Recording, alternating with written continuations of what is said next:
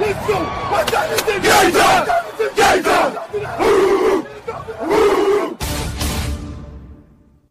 It's gonna be a football game tonight now. No doubt. It's gonna be a football game here. Okay. I done been here before. All right, let's go, baby. Hey.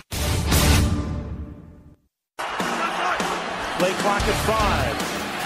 Pass is intercepted at the goal line by Malcolm Butler. Unreal.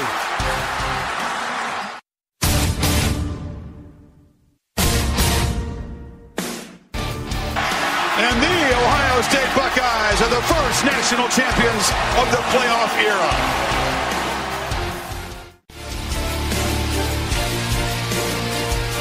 Ladies and gentlemen, football to football.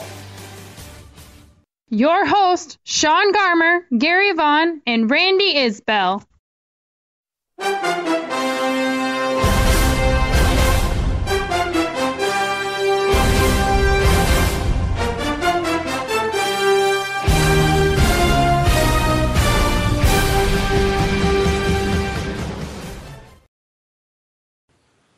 Oh yes, NFL Week 1 is over, and we are here to talk about it on Football to Football. Yeah, guys, are you ready for this? Oh, New yeah. Format, talking about all these games. This is either going to be draining or awesome. One of the two. It's probably going to be both. Yeah. I literally watched 5 games while both those NFL and those Monday Night Football games were going on. So, yeah, but as I said, Football to Football, Week 1 review happening on this show. Of course, we will start with those Monday Night Football games that ended about an hour and a half ago. And then we'll transition on to the rest of Sunday's games. Randy will be in with his College Football Week 2 review. And we'll also debut our top 5 power rankings and our MVP of the week. So, and of course, I'm not doing this on myself. You already heard both guys, but Mr. Gary Vaughn and Randy Isbell. Hello, everyone. Yeah, we both had to jump in. We're both excited to talk about Week 1. That's right. Yeah, so I don't think we need to just keep fiddling along, but I do have to ask you about how your fantasy teams did this week. I didn't do an average. I did a below 500 3-4. I won our wrestling podcast league, and I won the 4-on-1 league that all 3 of us are in. I lost the league the game for this league to Randall, who had the Grank and Brady combo, because certain people just decided they didn't want to play on Monday night, or a few others. But how did you guys do? Well, I won my matchup for this podcast league, so to me that's the big one. And then the 2 that I have for my work, I also was able to win on, including having the highest scoring team on one of them. The other league I'm in, I don't want to talk about because I lost to somebody on this podcast. So. Yeah. Oh, man, it happens. I'm actually in 7 leagues. I'm not like Adam Schefter or any of these other guys that probably play in 100, Matthew Berry being one of them. But 7 leagues is quite a bit, and I think this is maybe my record or right at whatever I've ever played in. And I actually went below 500 too, Sean. I actually won 3 of 4, which kind of looks bad, especially since I kind of do the fantasy part of this show.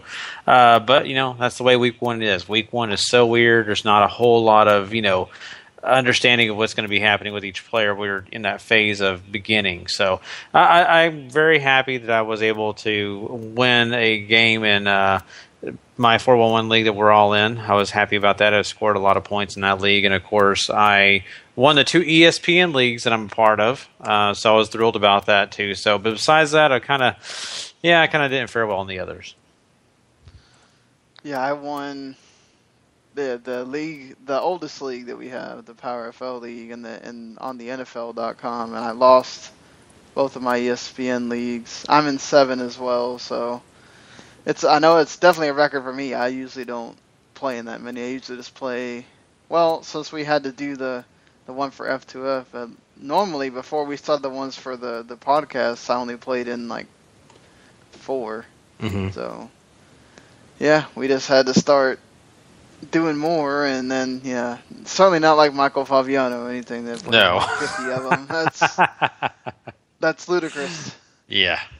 But, we are all part of something that certainly your league is stuck. You've got your teams. You can go on the waiver wire and try to get some of these players that might have surprised that are still stuck on that waiver wire right now. But, I want to talk to you, all of you guys, about maybe something that you can draft weekly. Something, you can certainly pick the team that you want and then decide at the end of the, when you get to those games, whether you're sitting here wondering about, oh my God, is this guy right, the guy that I picked, or is this guy wrong because now I just lost some real money.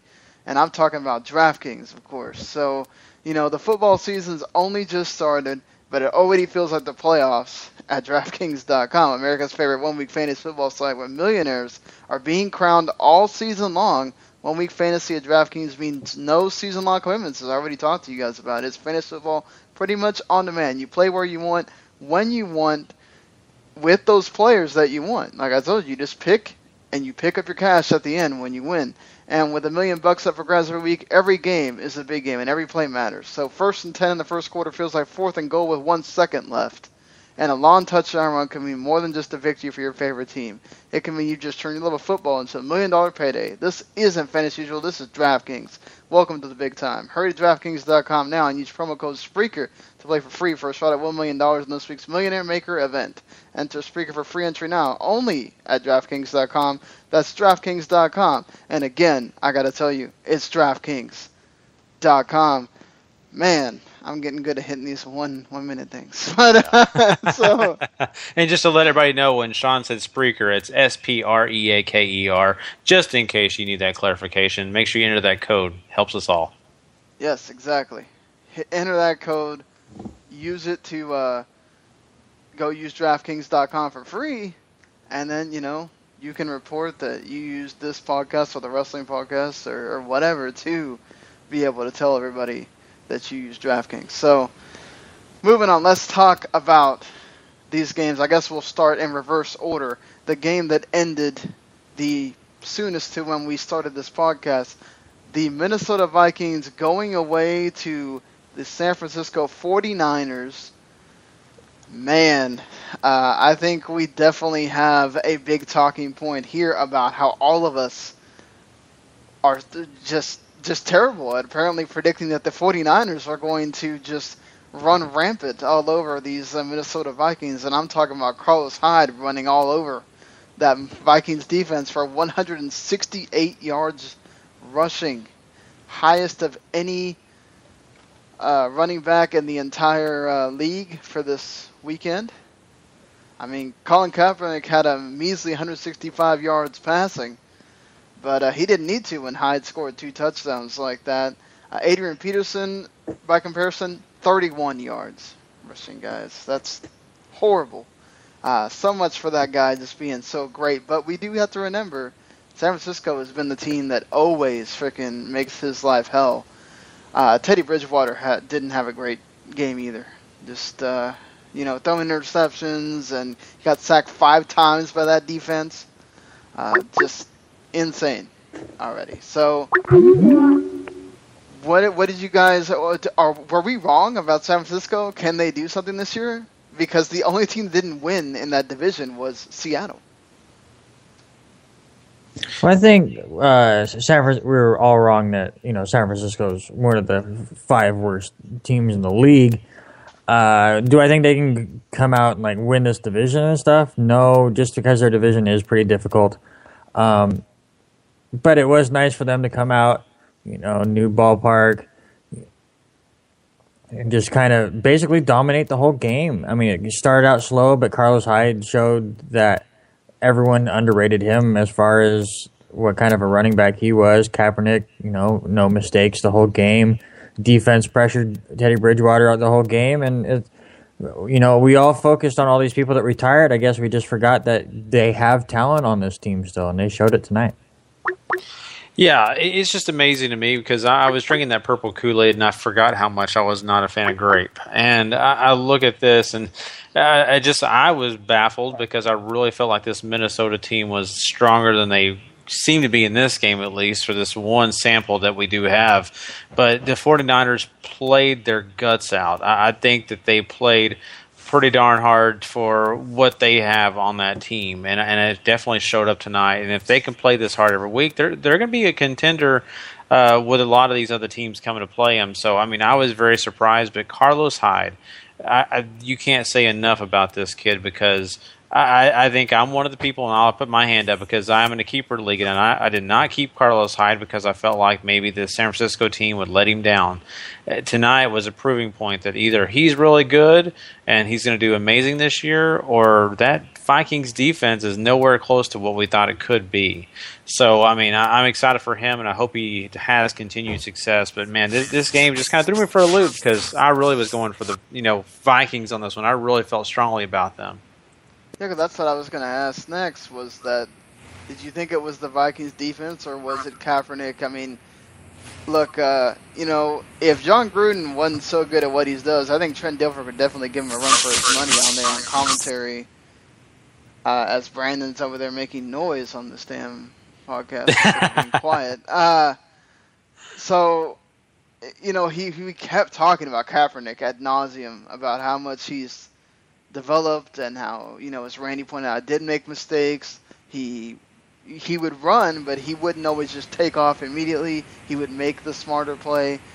Is it about Kaepernick being a smarter player, or is it about the Vikings defense really just not being prepared for some of the looks they were giving them, some of the changes they were making? Not to mention Teddy Bridgewater, he was inundated with the way San Francisco was pressuring him constantly. So, it wasn't helping on offense either, which I'm sure made the defense tired. Yeah. Looking at this whole thing, though, Sean, I think the Vikings defense is decent, but I never did think that they were super strong. I always thought this offense was going to carry them. So we're talking about the defense. I'm a little bit baffled because usually Minnesota shows up better in these situations, and I think to me personally, that defense definitely let them down. Now, I'm not saying that the San Francisco offense isn't talented. Kaepernick's great. He makes those decisions. This shows growth for me with Kaepernick, like everything you said. He made the right calls, when to run, when not to run. He's not run happy anymore. And I look on the other side of the ball and look at the Vikings offense. The offense that I was really high on in preseason, that looked really good, they looked like they were in slow motion a lot of times. I don't know if you watch those receivers, but, man, they looked like that they were going in slow motion. So, to me, this is just kind of a flip-flop over what we saw in preseason. Yeah, certainly. What did you anything to add, Randy? Or No, just the fact that, like you guys said, Colin looked really good.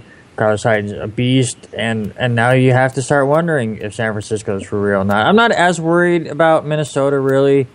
I'm sure it's going to be repeated by me several times. This is week one. This is the NFL. This is the best of the best for a reason, and when you go on the road to play a team, especially on like a main stage like this, Monday Night Football, even though you may be the better team on paper, you're not always going to come out on top, and you're going to look terrible. There's a few teams that looked god-awful this week that, everyone's going to overreact about, but just cool your jets a little bit. I think Minnesota's still going to be fine. They just had a bad performance tonight. Yes. Brandon, since you're here, do you have anything you want to discuss? Well, when it comes to the Vikings 49ers game, they mentioned it on the broadcast that Kaepernick has been working with a quarterback coach, and he's been working with the team to get his mechanics better, get his vision better, get his intangibles better, and it really showed. And yes, I do think that the Vikings defense, or lack thereof, did play a part in that, but it does show that if you really put your faith in a quarterback, even if he's, even if he's a Colin Kaepernick type, even if he is a college type quarterback that is a run first guy by instinct, you can teach him how to play in the NFL. And I hope certain other guys, I think you guys know who I'm talking about, get that opportunity to get someone to, really have faith in them and be able to teach them. In terms of Hyde, I think he's the real deal.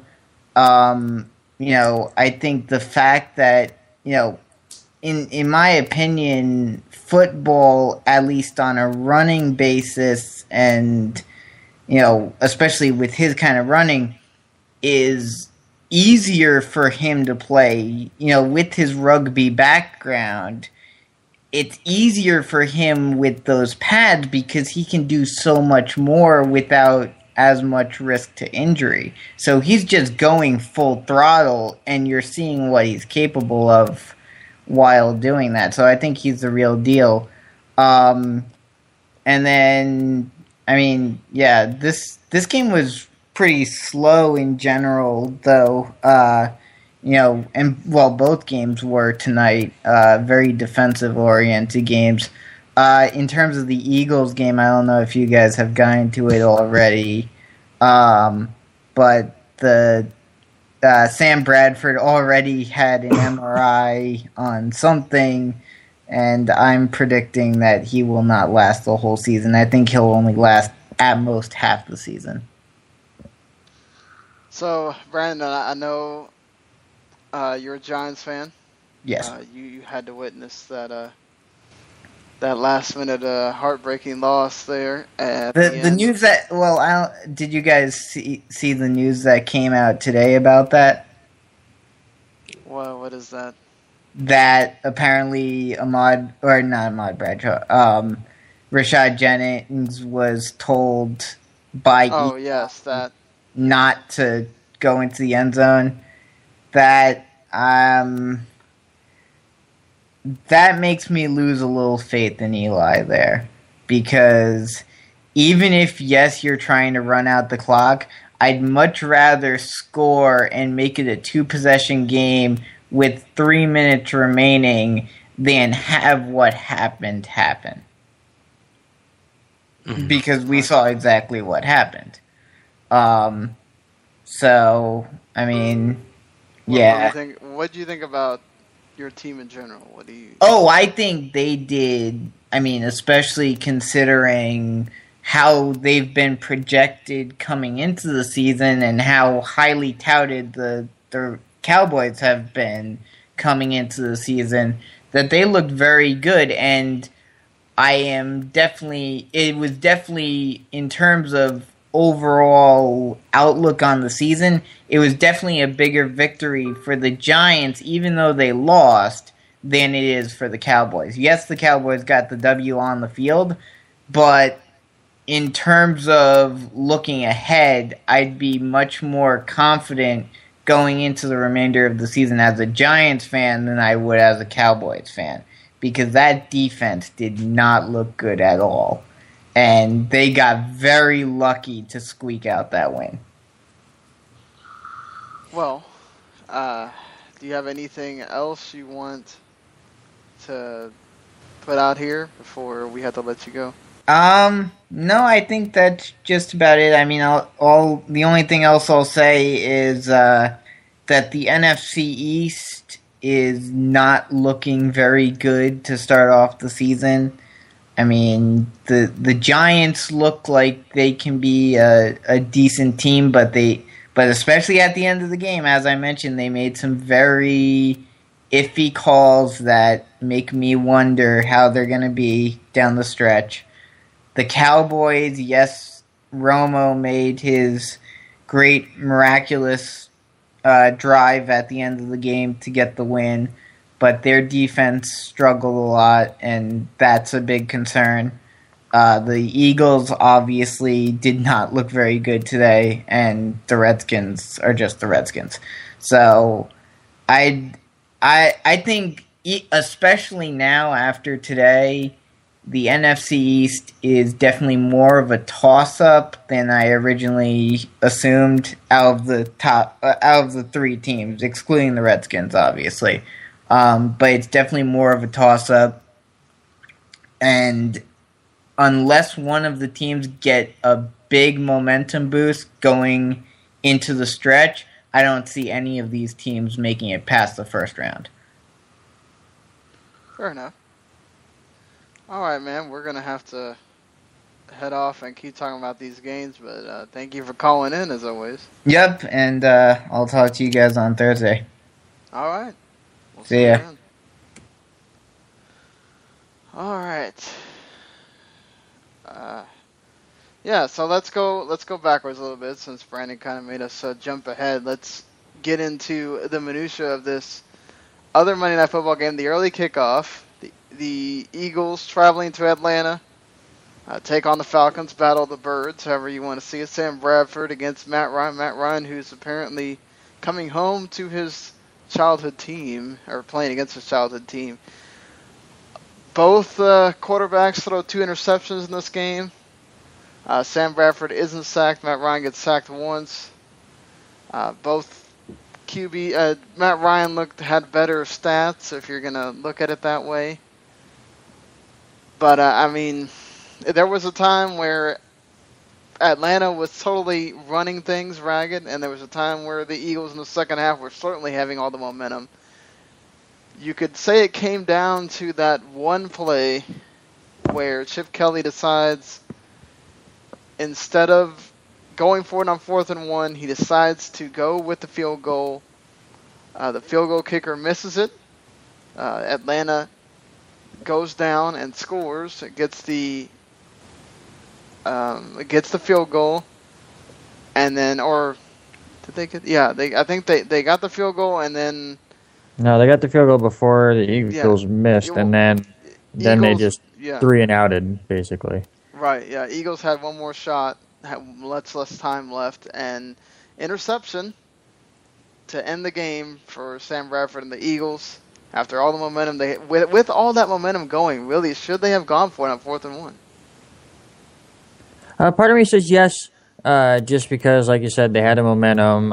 You could definitely tell in this game that at this point the Atlanta defense was exhausted.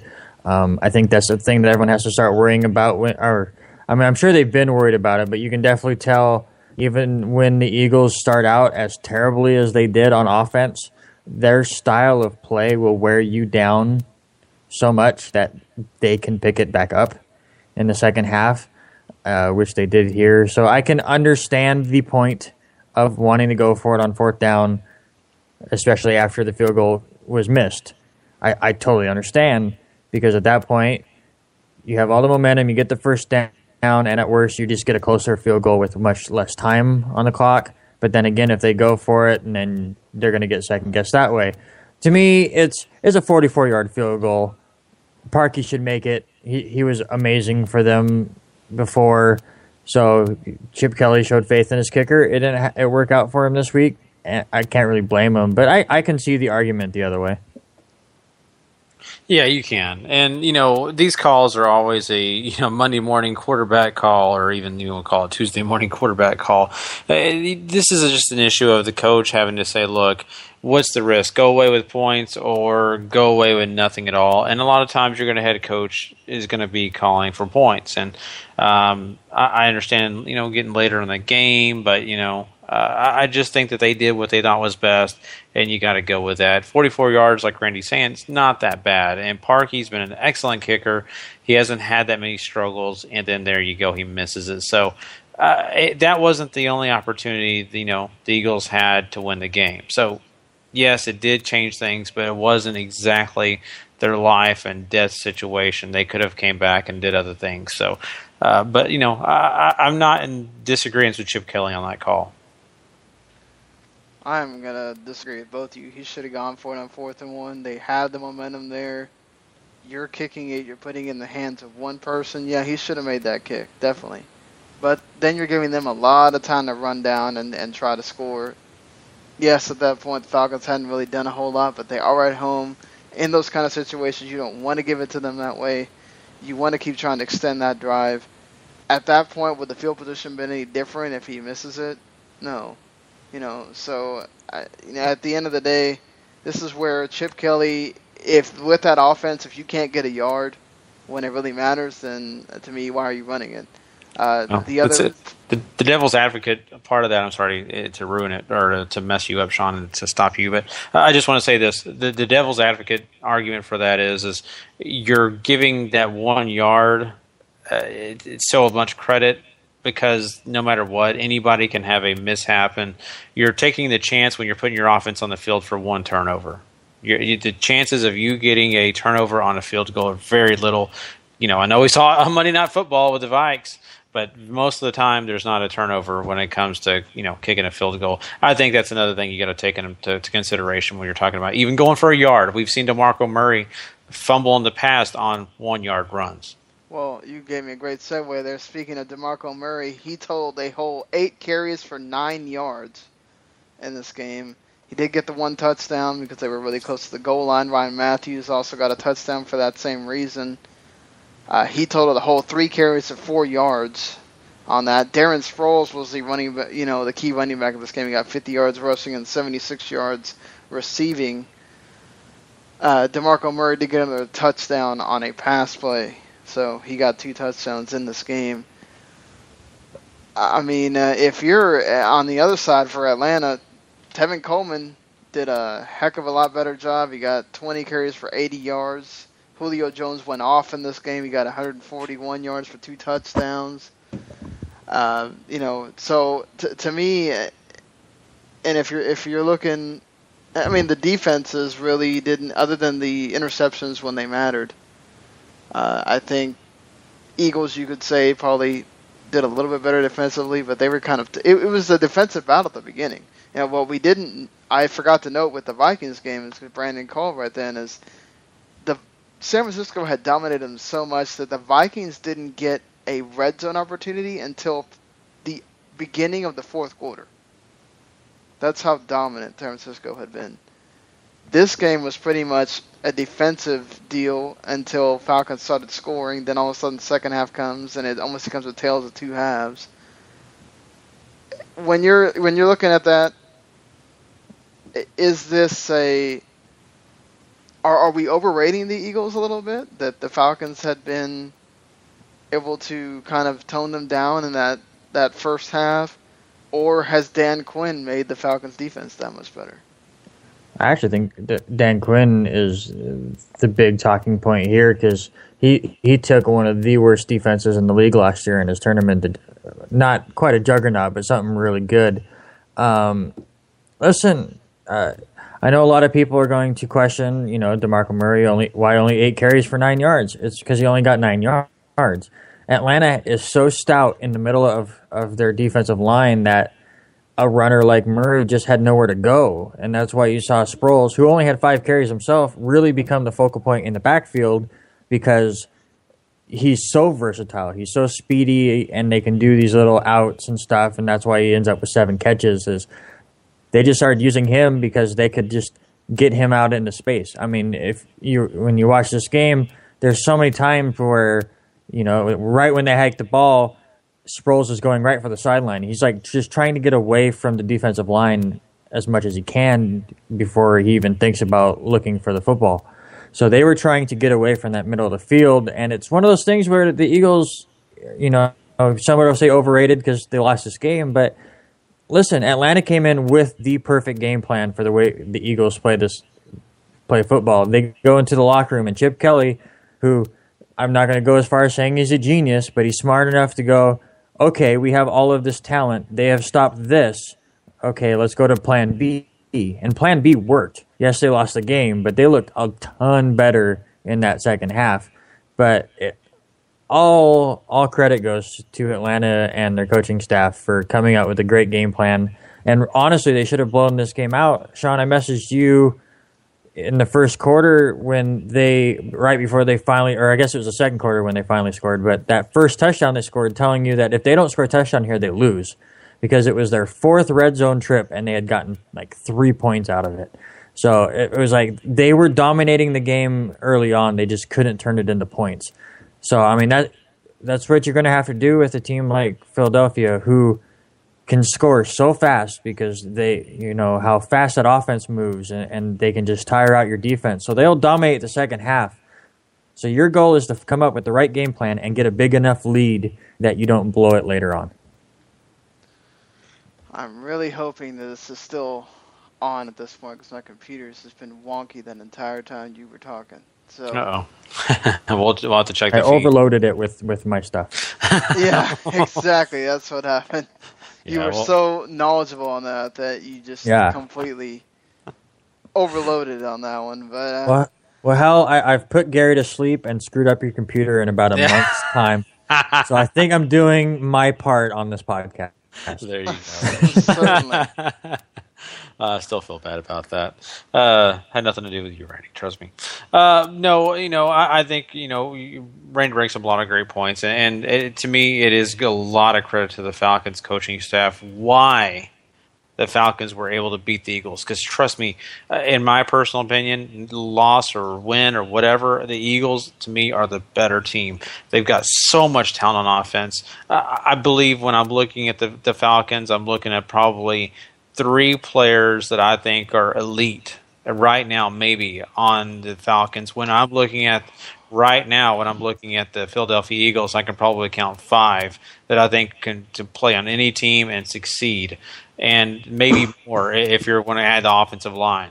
So I just look at this situation and I look at the fact that Quinn he just did such a perfect job on making sure the Eagles didn't beat him early. He made a perfect plan and set it together. And now what's more impressive is what Randy talked about was the fact that when Chip Kelly went to plan B, hey, they were able to figure things out. Not completely. It took them a while, and they had to settle it down again. But that defense still stayed strong. They still strayed.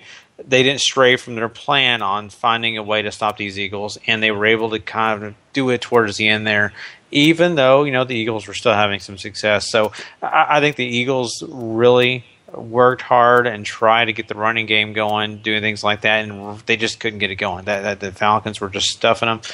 They got a few great runs out of it, but not much.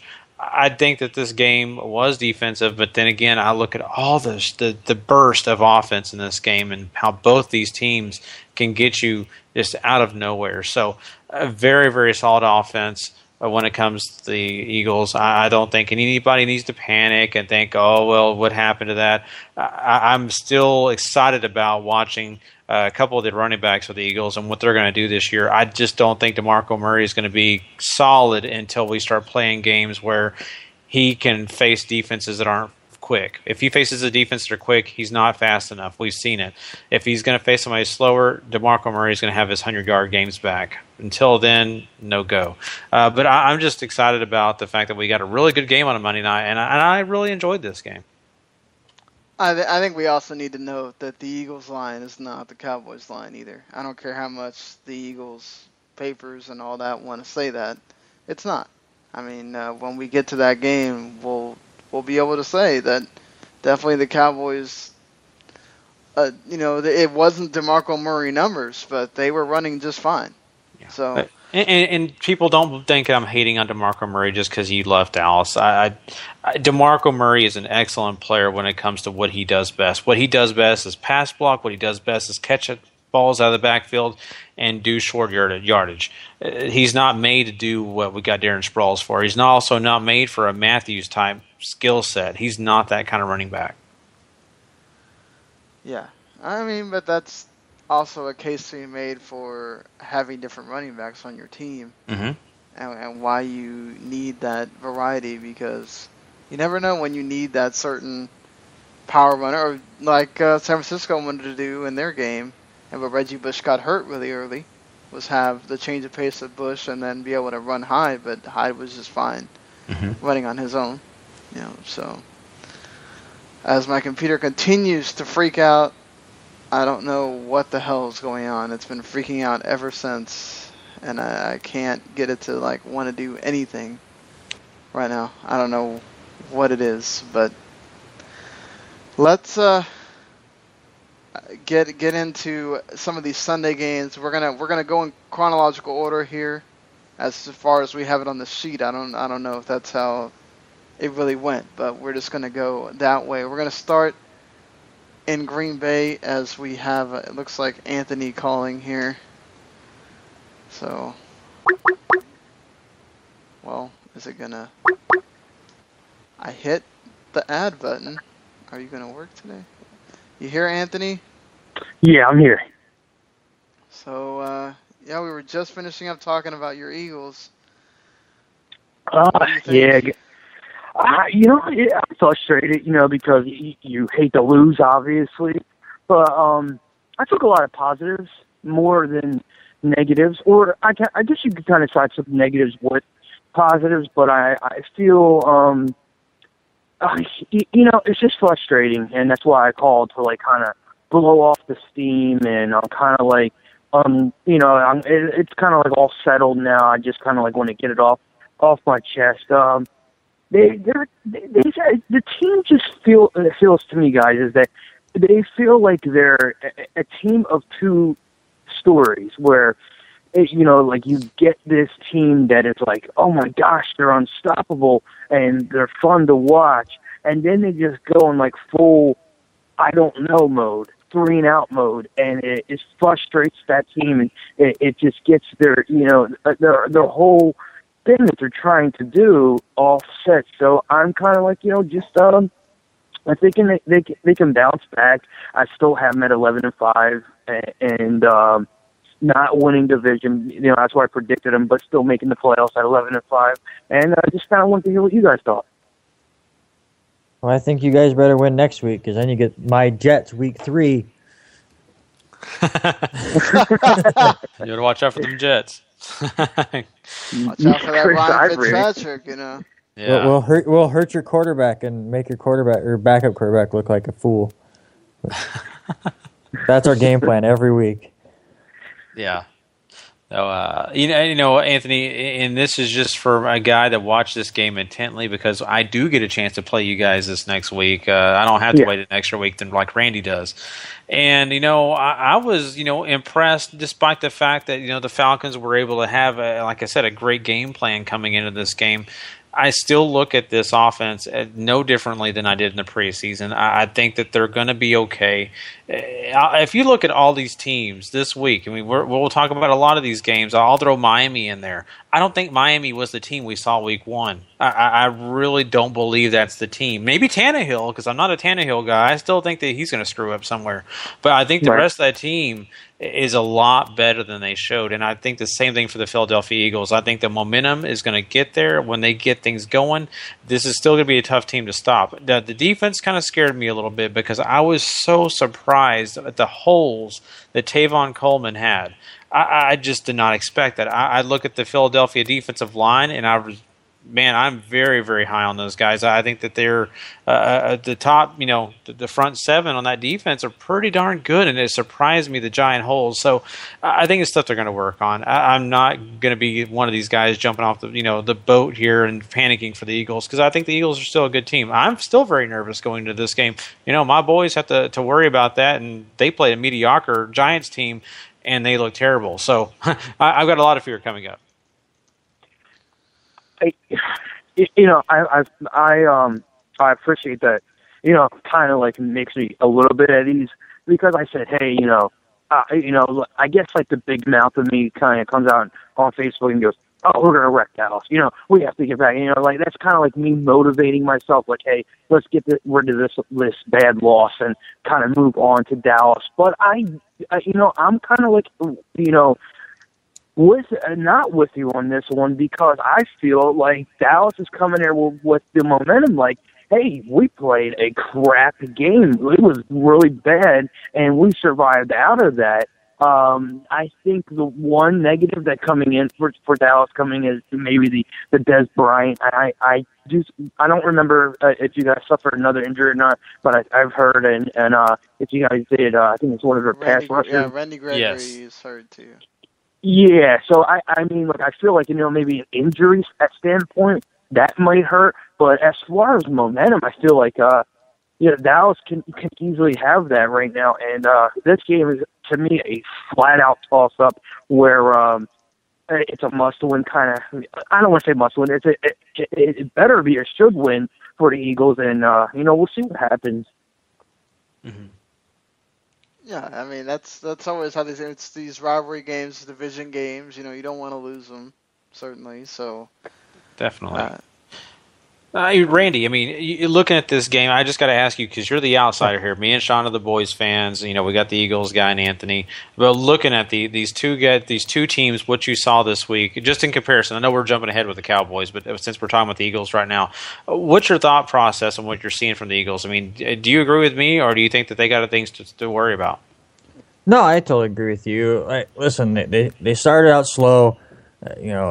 Atlanta, in a way, kind of surprised them, I guess, just with how intense they were on defense. And like I said, it just kind of messed things up. But they came out in the second half with a new game plan. It fell just a little short, but that's just what they do. And now they go in to a big rivalry game against Dallas, and they're at home. And, I mean, I have to look at a few more things, but I most likely am going to pick Philadelphia to win that game, mostly because they're at home. I didn't see anything tonight that made me go, oh, this team's not very good. I mean, I picked Philadelphia to win this division, but a very close margin. I mean, in the same aspect, Dallas didn't look that great for most of that game Sunday night, and then they made it happen at the end. Same thing with the Eagles. They didn't look their best. They got things going a little bit, but they fell just short. So, I mean, it was kind of the same thing between two different teams. So, yeah, I mean, I'm not worried about them at all. Anthony, do you have anything else that you wanted to talk about, or? Yeah, because I'm going to scratch my head all day tomorrow and just keep thinking about it. Just kind of because it's just bothering me really bad. 4th and 1. Yeah, does Chip Kelly kick that field goal, or should he go for it? I'm just going to give you guys my opinion real quick. You are supposedly having the 3 best backs, combination in the NFL, and you don't go for it. Kind of, worries me a little bit. And 1 yard, is it really? Come on, shouldn't he go for it, or should he have kicked it? Just wanted to ask you guys that real quick. We answered this, I think, we answered this really quickly when we did this already. Oh, okay.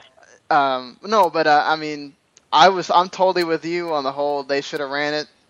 Yeah. Go with it. At that point, what you get, he missed the field goal anyway. Now this is hindsight. This is with him missing the field goal. Had he hit the field goal, let's say that maybe this energizes the Falcons more, but it can also energize the Eagles defense, and we don't get what we got. So. It's obviously hindsight 2020. You can say, well, you go with the other option. They make it. They continue to drive, whatever. But at that point, I feel like you're in an almost no-lose situation, other than the accident that Gary was talking about, playing devil's advocate. But I feel like I'm with you. If you got all these backs that are supposed to be this great, especially DeMarco Murray, who you're going to bring in for this kind of short yardage thing, right? Use it. Yeah. I mean, they paid him a lot of money, and that's what's really kind of... there's a lot of things that's bothering me about the game, but I guess that's the one that's kind of that stands out to me. But, yeah, I mean, that's pretty much it. I appreciate for you guys taking my call, and hope to get a part of more of these great football shows, and I hope everybody had a great week 1, too. Oh, definitely, man. Yeah. All right. Thanks, guys. Okay. Yeah. All right, so this is our 1 p.m. game of the week that we had, Randy. So both of us watched this game. Yes. I don't know how much of it you got to watch, Gary, but to me, Matt Forte ran all over, around, and to the side and every other way around the Packers defense, and including catching passes as well. He was one of the big receivers for Jay Cutler. They didn't break in the red zone, but still, I mean, Rodgers still had 3 touchdowns, and as you're going to hit on, I'm sure, one of those guys coming back, man, they had quite possibly a nice game for themselves. And Cutler, of course, he always does this, throws interceptions at the wrong time. So, but what did you think about the game? Randy? Oh, okay. I didn't know if you're asking Gary or me. I thought it was a great game. Obviously, this is what happens when you get, two division rivals that know each other so well. To me, like, going back and watching it again before we did this podcast, I felt like both the teams, especially in that first quarter, just seemed too amped up. It just seemed like there was more drop passes right at the beginning of this game, a few errant throws that, yes, we all kind of rag on Cutler a little bit because he'll make those terrible interceptions or whatever, but him and Aaron both kind of would overthrow a receiver here or there. But the thing I noticed a lot was, like, the defensive pressure would come in so hot that they would just miss the quarterback. Like, there was so much pressure, but it was just so all over the place that, it was an easy step up and stuff. So it seemed like everyone here was just so amped up for a big divisional game on week 1 and stuff. It took this game almost a full half to really kind of settle into what we then got, which is totally fine. It was really fun to watch. But things I take out of it is Chicago is all about Matt Forte. Alshon Jeffrey obviously had a really good day, but to me, they're going to win and lose on how well Forte does. I know we heard a lot of stuff in the offseason that, with the new head coach, maybe Forte doesn't get used in the passing game as much, but that definitely wasn't the case. He was targeted 8 times. And then on the Green Bay side, it's the same old, Eddie Lacy pounding it and bouncing off people like no other, and Aaron Rodgers finding people. And, we questioned who was going to take the place of Jordy Nelson, and I guess we got our answer is old man James Jones, which was surprising. Yes, he only had 4 targets, but he caught all 4 of them, and 2 of them were touchdowns. So that's all that matters. Exactly. You get that connection back in the red zone, and all of a sudden you have a very dangerous team again. Yeah, and Forte, 141 yards, a touchdown. He was really hard on himself on that long pass that he couldn't get. He seemed hard on himself watching the press conference, but he really shouldn't have been. That was a tough catch to try to make with the way Cutler threw it up there. Just so there was a lot of this. There's a theme for this entire week 1. A lot of mental mistakes, people making stupid penalties in the wrong times. There's other teams that have hurt them more than others, but I would say that Cutler seemed really motivated. I don't think I'd ever seen him run that much in a game where he's actually running, trying to avoid people and running forward and sliding and stuff. I mean, so at least Cutler understood that he was going to have to play a bigger role in this in order to really help his team win with the, how fragile the defense had been, which, Aaron Rodgers carved up. No big deal. The Packers didn't, play that well defensively, but, it's, they, like I said, they just didn't let them score as much as the Packers scored. So, Gary, did you get to see anything about this game, or?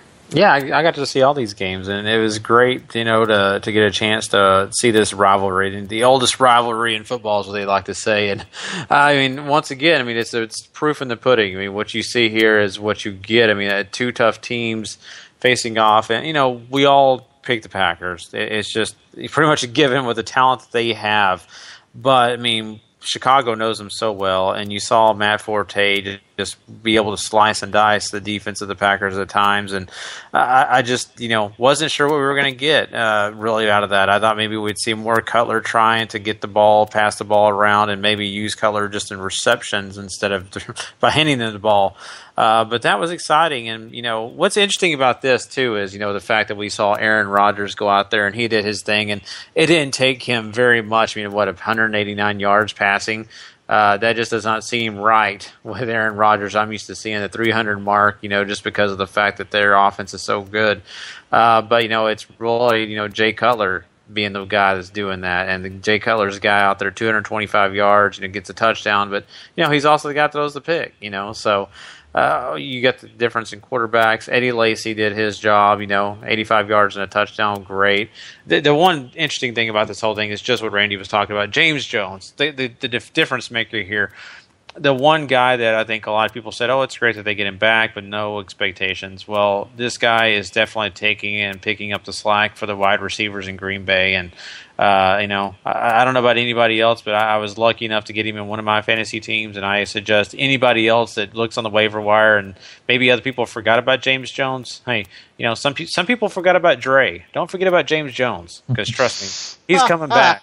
And he's coming back strong. So I encourage you to go pick up James Jones this week. And a good game, a lot closer than I think anybody would have gave it credit for. Yeah. I was making the note of the mental mistakes. The Packers had 10 penalties for 74 yards. I think they had a few like false starts or holds, or I don't know what it, but I just remember it being dumb. It was like, really, we got to get this stuff together. I mean, the Bears outdid them in almost every category, statistically, but the Packers still won probably because of that one turnover by Cutler, and that's what sucks sometimes. They make those big mistakes. That's what gets highlighted and what gets remembered. You're right, and the one defensive guy in this game that I thought really showcased out compared to the rest of the defense of the Packers to me was Clay Matthews. Played the same level as always, but the rest of the Packers defense kind of surprised me that they didn't play to the level I expected them to.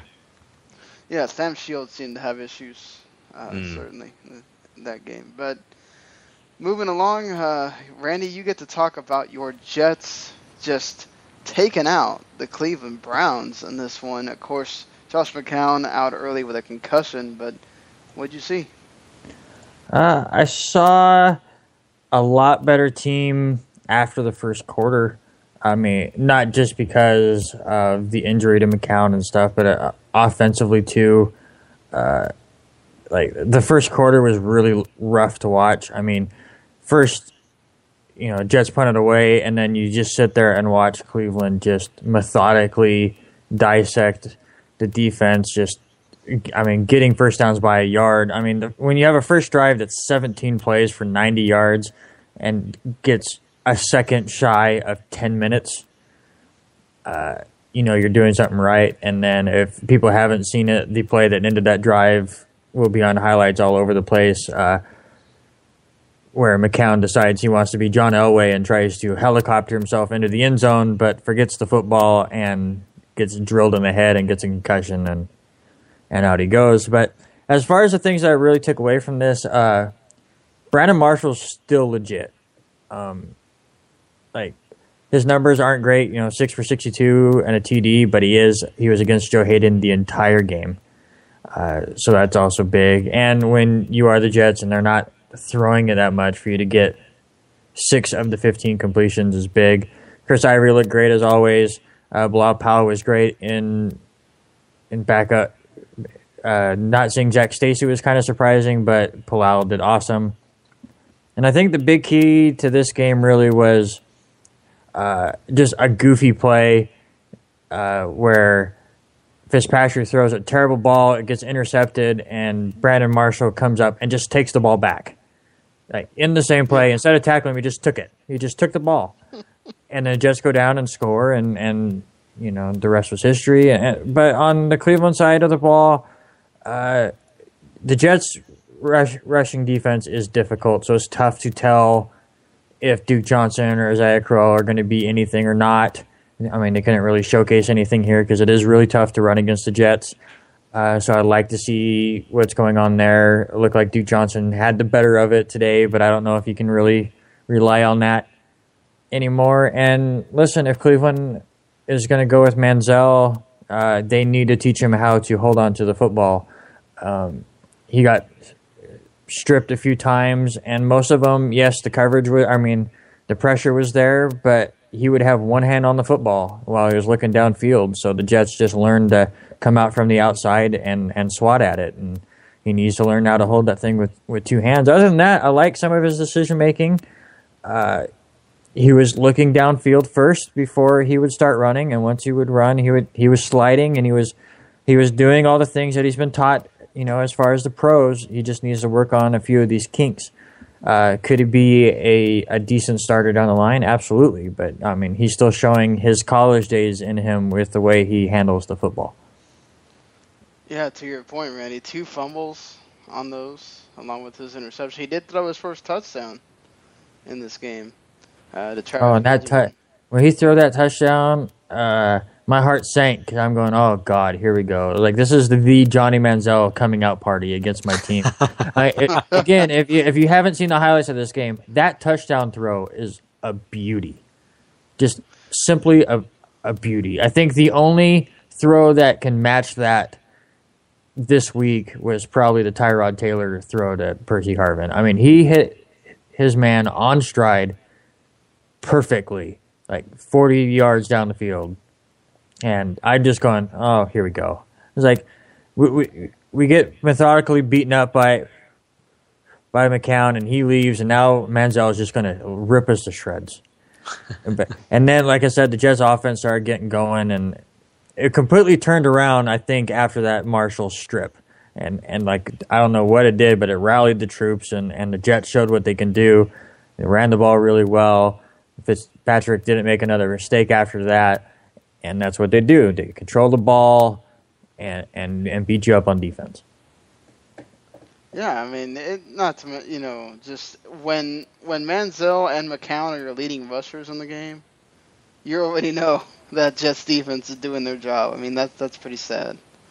The Browns running backs are that bad.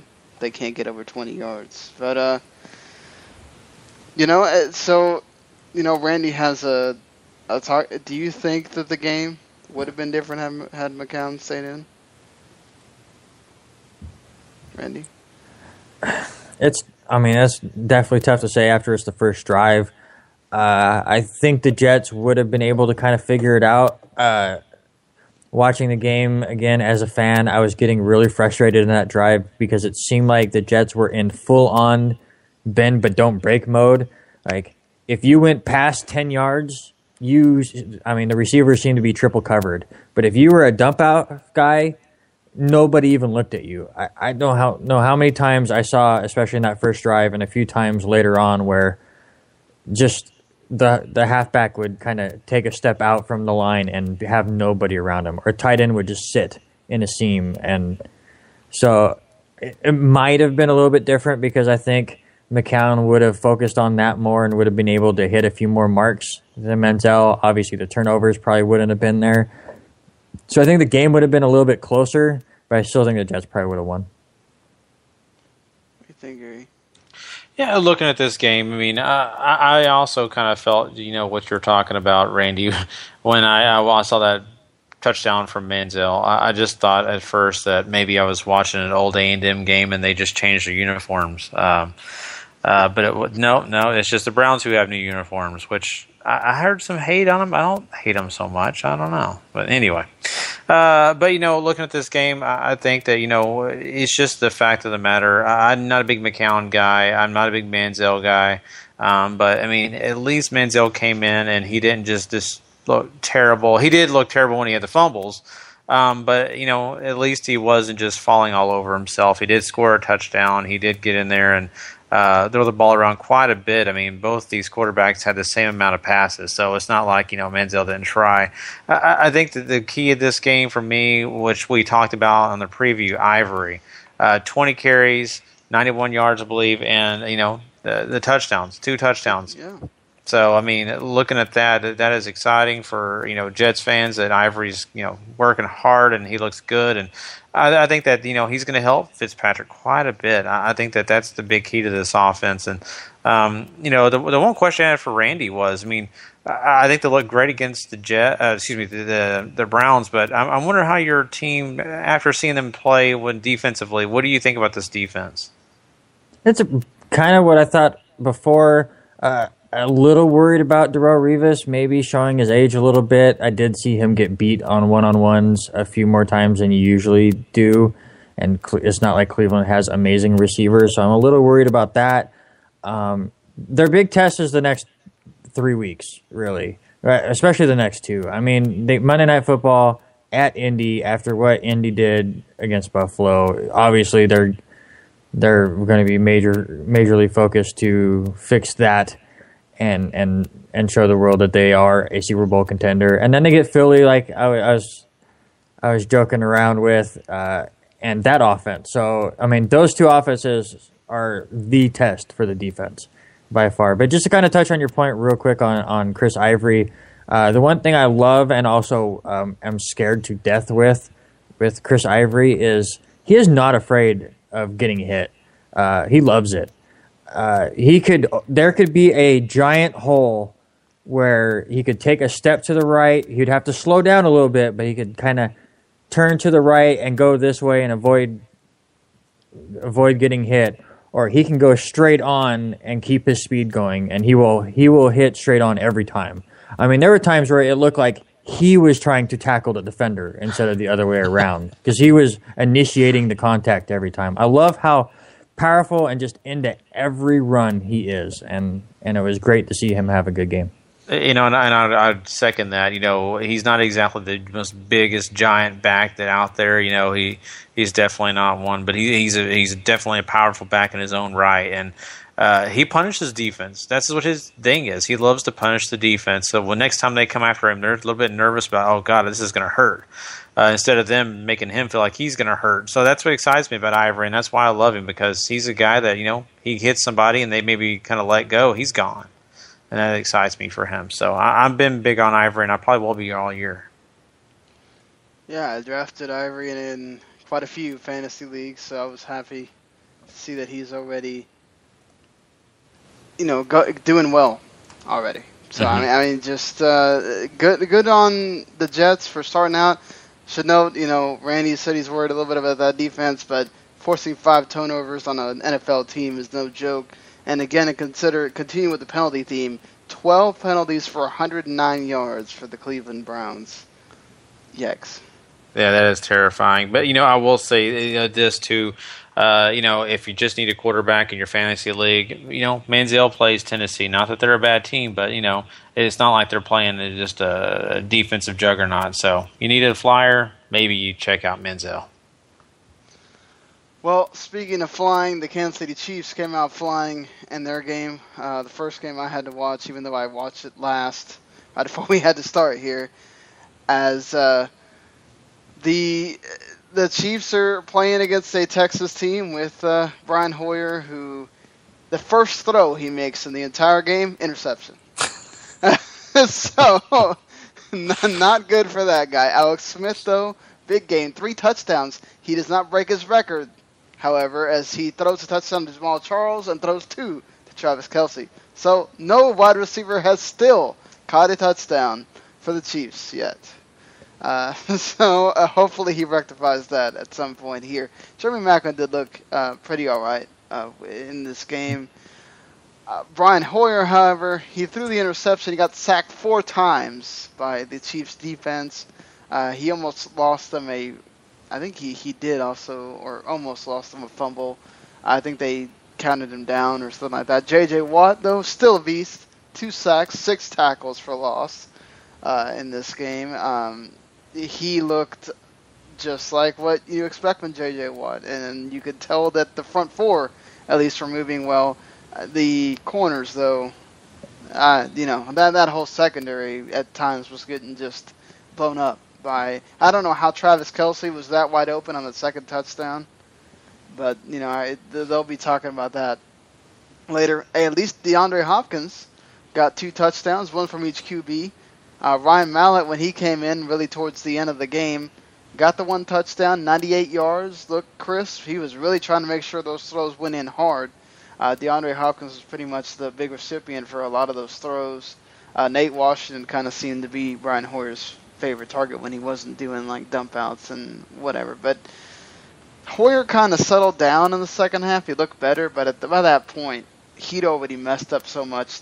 I don't know how many times I wrote down 3 and out, 3 and out, 3 and out for the Texans. So I was sitting there keeping my log of the game. The Chiefs also, once they got up to like 27 points before they even hit the second half, pretty much, they kind of, stopped playing for a while, and it allowed the Texans to get back in the game. But do you think that maybe the Texans would have done better should Ryan Mallett start next week based on what he did in this game, or do you give Brian Hoyer another shot?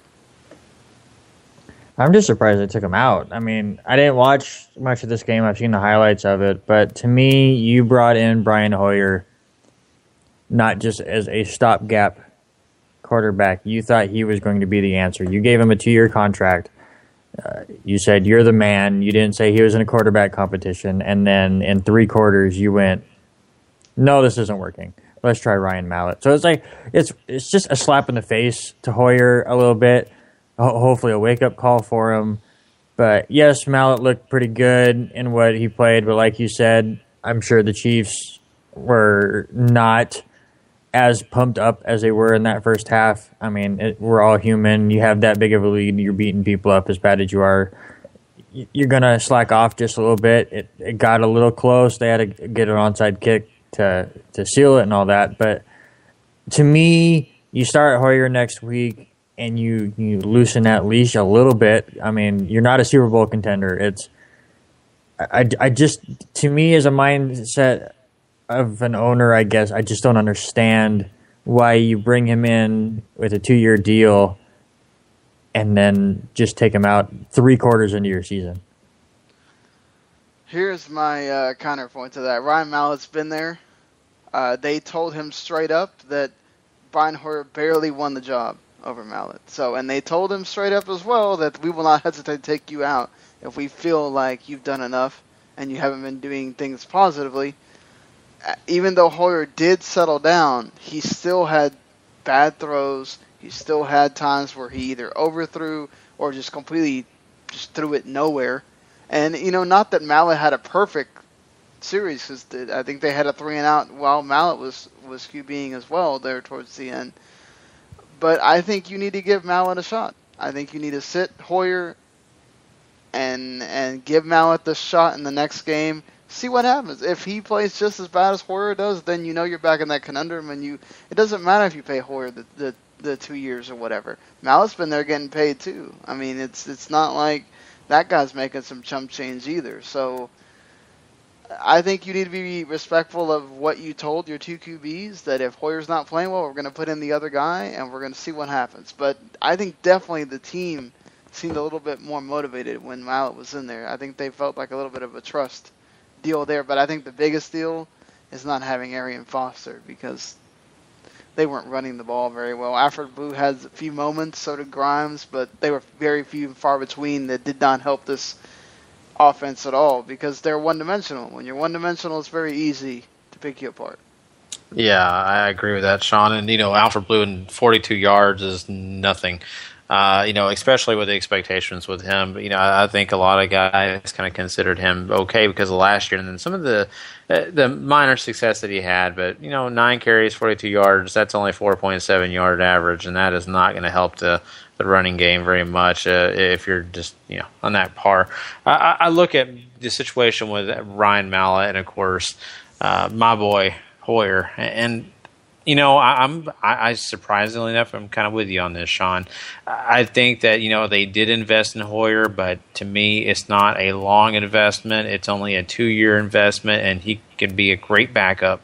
Mallett definitely seems to be the energetic guy. He seems to get people kind of pumped up around him, and I think if the Texans want to succeed, and especially if they could take advantage of a Carolina team that isn't exactly, the world beaters, and especially now that they have Kuechly concussed, I mean, he could go on there and do some damage possibly. So I think maybe you're right on this. I don't know if Brian Hoyer is going to be the guy to get them ready and excited. But sadly, I mean, I'm still a Hoyer guy. I kind of feel bad for him because in this game he did not showcase his talent.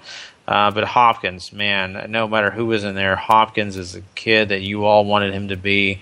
This receiver is definitely top notch.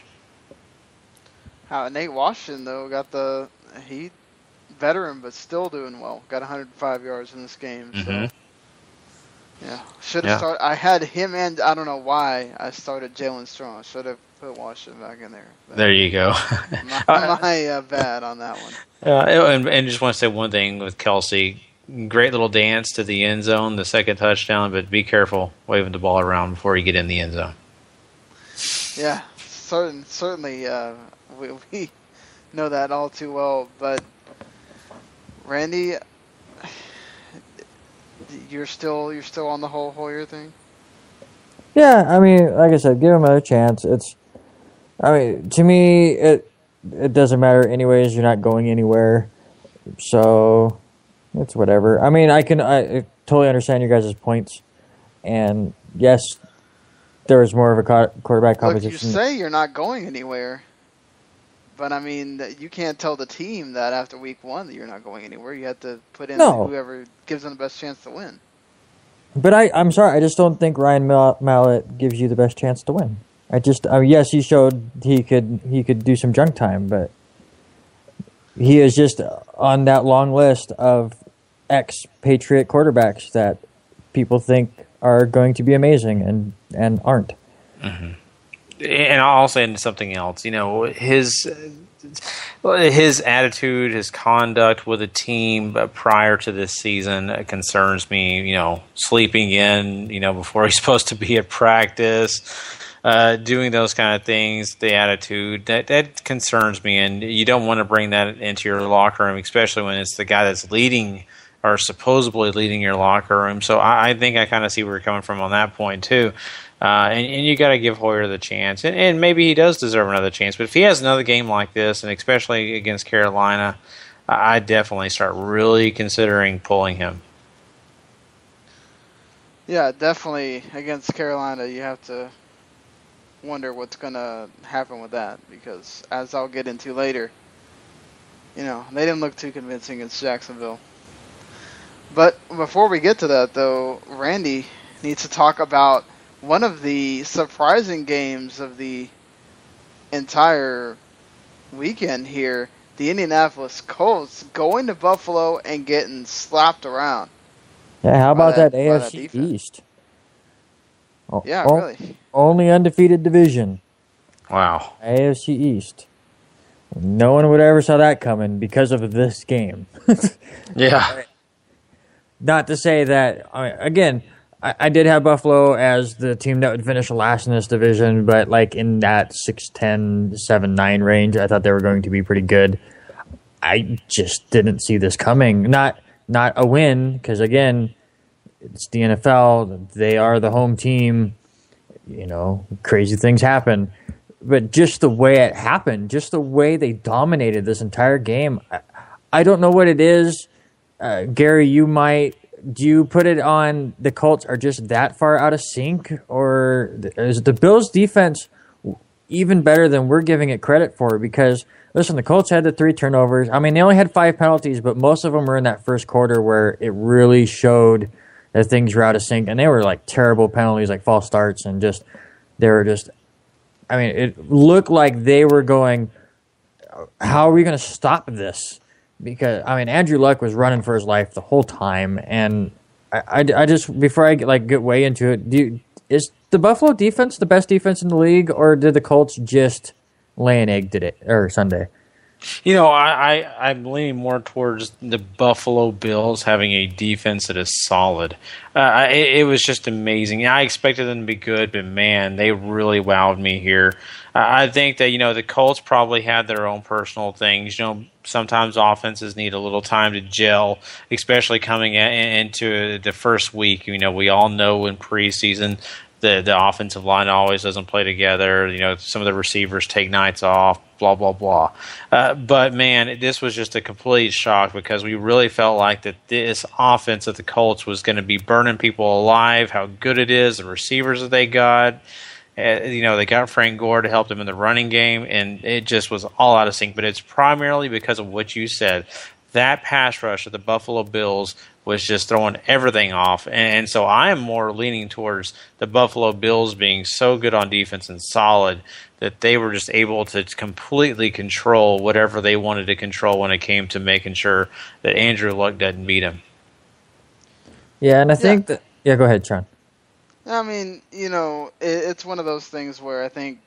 look, if you look at it, Andrew Luck completes like half his passes. That doesn't happen with that guy. Frank Gore gets only 31 yards. It's to your point. I think it's definitely the Bills. how do you make Andrew Luck not be Andrew Luck, and then you're going to say that they just laid an egg against one of the best defenses in the entire NFL? I mean, this is Rex Ryan. This is what he does, right? He had keyed in. Everybody's talking about this guy being the number one fantasy guy and all this stuff. He's going to be MVP, and we're going to show that he's not. And what do? They went in and showed exactly that. They stifled everything Andrew Luck wanted to do in this game.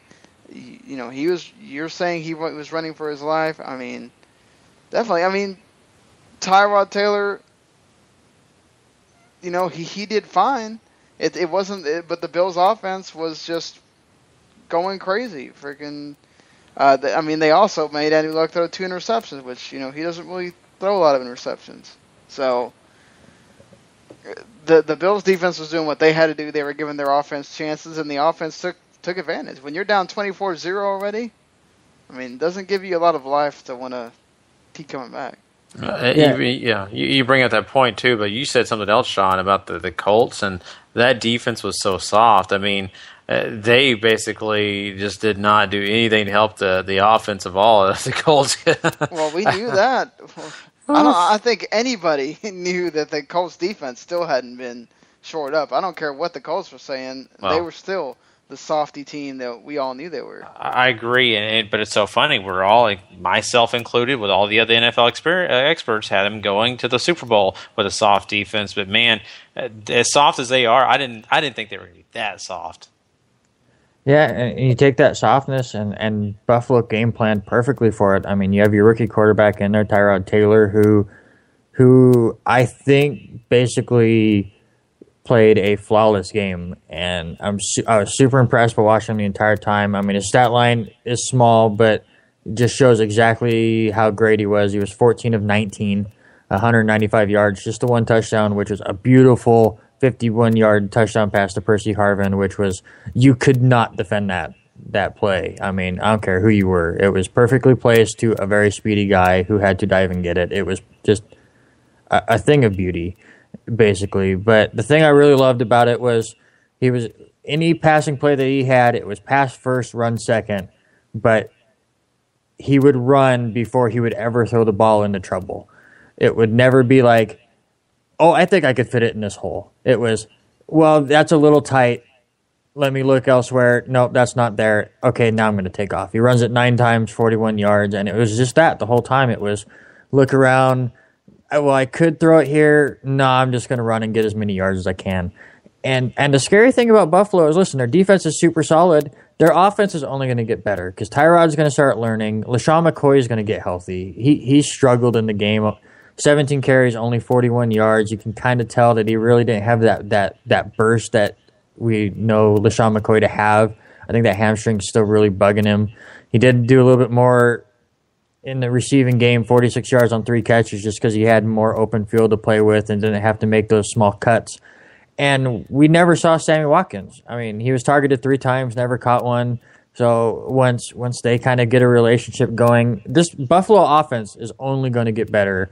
And as a Jets fan, it scares me a lot because now there really are 3 really legit division winner type teams here with Miami, Buffalo, and New England that the Jets have to deal with. And that's very difficult. And then on the Colts side, what you also have to worry about is T.Y. Hilton does go down. I mean, he looked great before, 7 catches, 88 yards, goes down. They're saying it was a bad bruise, but could still keep him out for a couple weeks. So now who do you go to? Andrew Johnson was started to show his age a little bit. So fantasy owners, Gary, who would you rather have as Colts receiver if T.Y. Hilton misses a few weeks? Dante Moncrief or Philip Dorsett?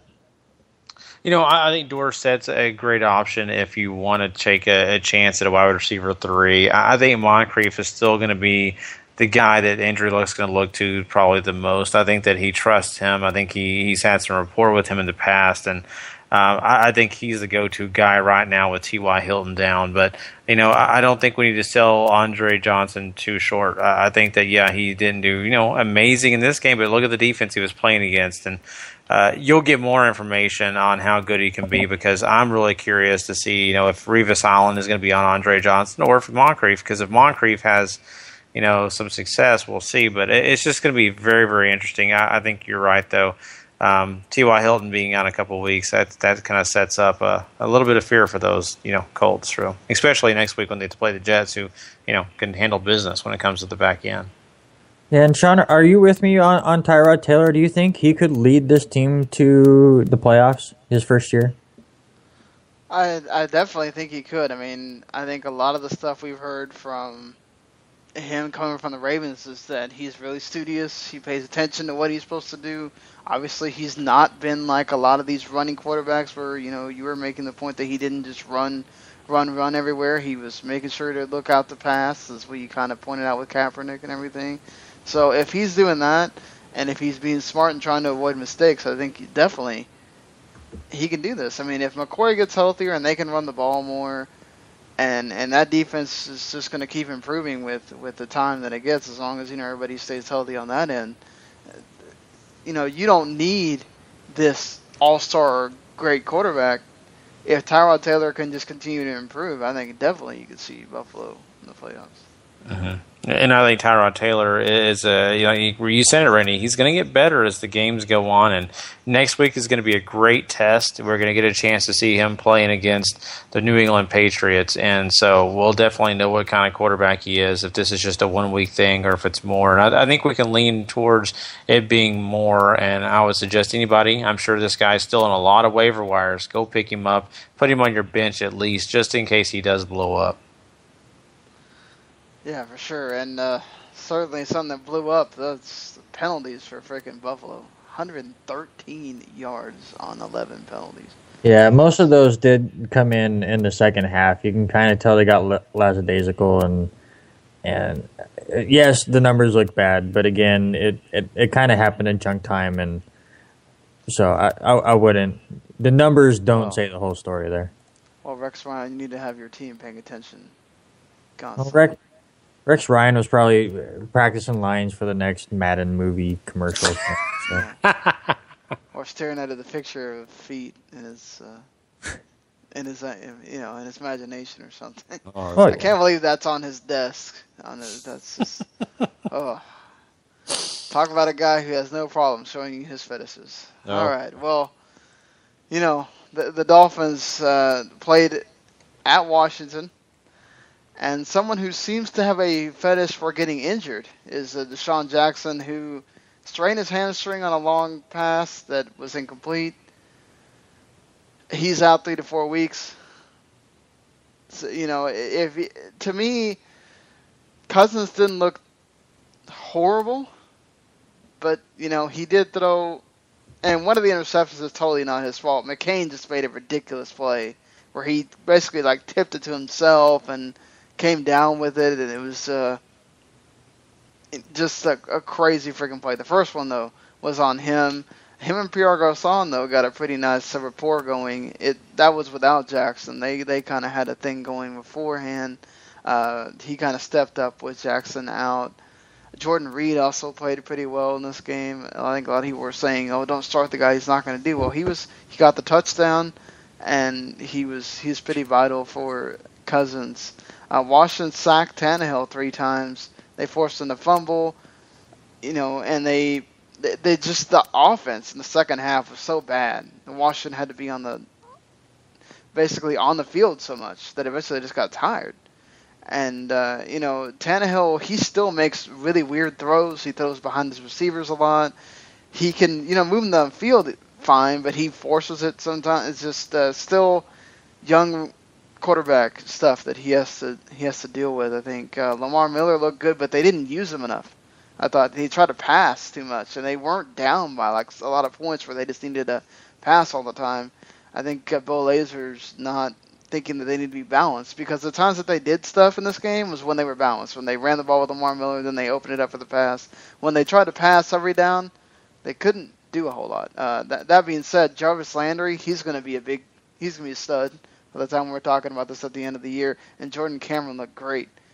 72 yards, I think 7 receptions. He was a big go-to guy for Tannehill. But that being said, the defense, they didn't really, Sue was getting chop blocked a ton, as you would expect. Cameron Wake, I think, got a sack, but they really didn't come at Cousins too much. It was just Cousins just getting flustered and not being able to make the right throws at times. And obviously losing your deep threat like Deshaun Jackson hurts. But speaking of Deshaun Jackson being gone, do you think they could win any of these next 4 games that they got on their schedule? They got the Rams, who just got a big victory. The Giants on Thursday Night Football at MetLife Stadium. You got the Eagles and Falcons. That's a hefty 4-game slate there for the Redskins. Yeah, I think out of those 4 games, their best chance is probably the Rams, which probably sounds weird after their game, but the way I look at it is maybe they just kind of look at the Redskins a little bit. Listen, Washington, from the little bit that I got to watch this game, between watching the Jets game and the Packers game, was every time I looked up, the Redskins had the ball, and then you look at the stats and time of possession, they had it almost 16 minutes longer than Miami. It was just they held on to it. They just got to figure out how to do something with it. So then you go up against the Rams team, who's all high and mighty after beating Seattle. Maybe you can catch them off guard, get some of these touchdowns that were eluding you on Sunday, and you could steal that one. I'm not saying I think they will, but out of those 4, I think that's their best shot, because they're not going to beat the Giants on Thursday night, because I have that thing about home teams on Thursday night. The Eagles, I think, are just too much for them offensively, and Atlanta just showed tonight how powerful they are at home, and that's something to worry about. So, and I'm sad, Sean, you said the next 4 games. Why not the next 5 games? Because then they play the Jets, and they're not going to win that game either. I was just putting in one little quadrant there, but another thing too is they were actually doing pretty well with Alfred Morris running. And then when the Dolphins really figured out how to stop that, that's when it started hurting Cousins, because in that second half he couldn't get anything going, just having to pass the ball every down. Mm-hmm. Yeah, and that's where the time of possession comes into play, as Alfred Morris doing such an excellent job. And we know this guy's talented. He's proven it week in and week out when he's healthy. I think this guy definitely did a lot better job than I ever gave him credit for, because I honestly, going into this game, did not see Alfred Morris having very many yards. I just didn't think they'd be able to get him going. But 25 yards for 121, 25 carries for 121 yards. Didn't get a touchdown, but he did great. Carrying the ball and keeping the time of possession in favor of the Redskins. And anytime you can do that, it keeps your defense a little bit of a fresher. And it amazed me. I really was disappointed in Miami's defense. Didn't think they could pull this kind of shenanigan, because I really expected them to have a lot of sacks.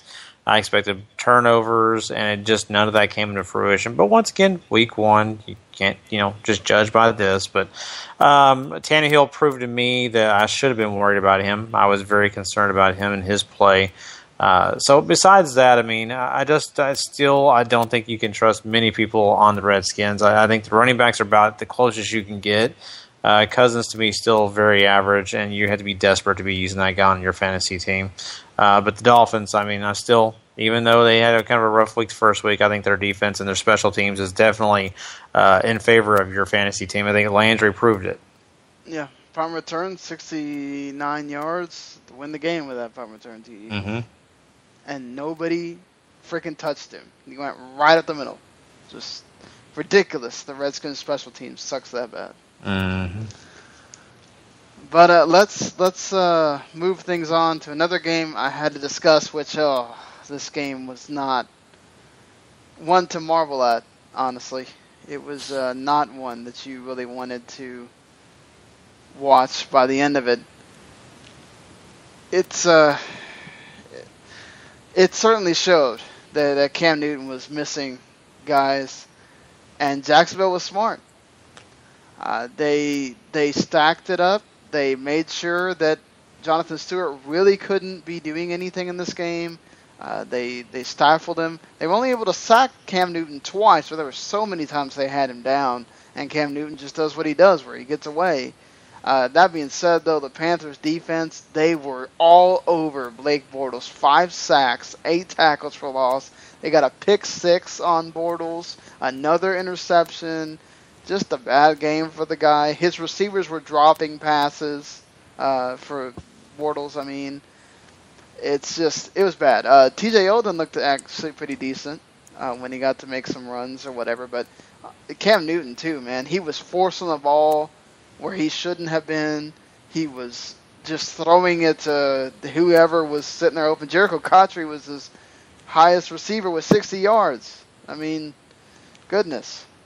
He throws that one touchdown, and that was pretty much it. I think he had one to Olsen called back, and then he got it to Cotchery for that one. So this was not a good game at all. If it wasn't for the Panthers defense, pretty much, is what won this game for the Panthers. It was not Cam Newton. It was not the Jaguars certainly made mistakes, but Panthers defense again showed that they are not to mess with. But Luke Kuechly has a concussion, so we'll have to see if that keeps him out at all. They're all pro. They just got that big contract.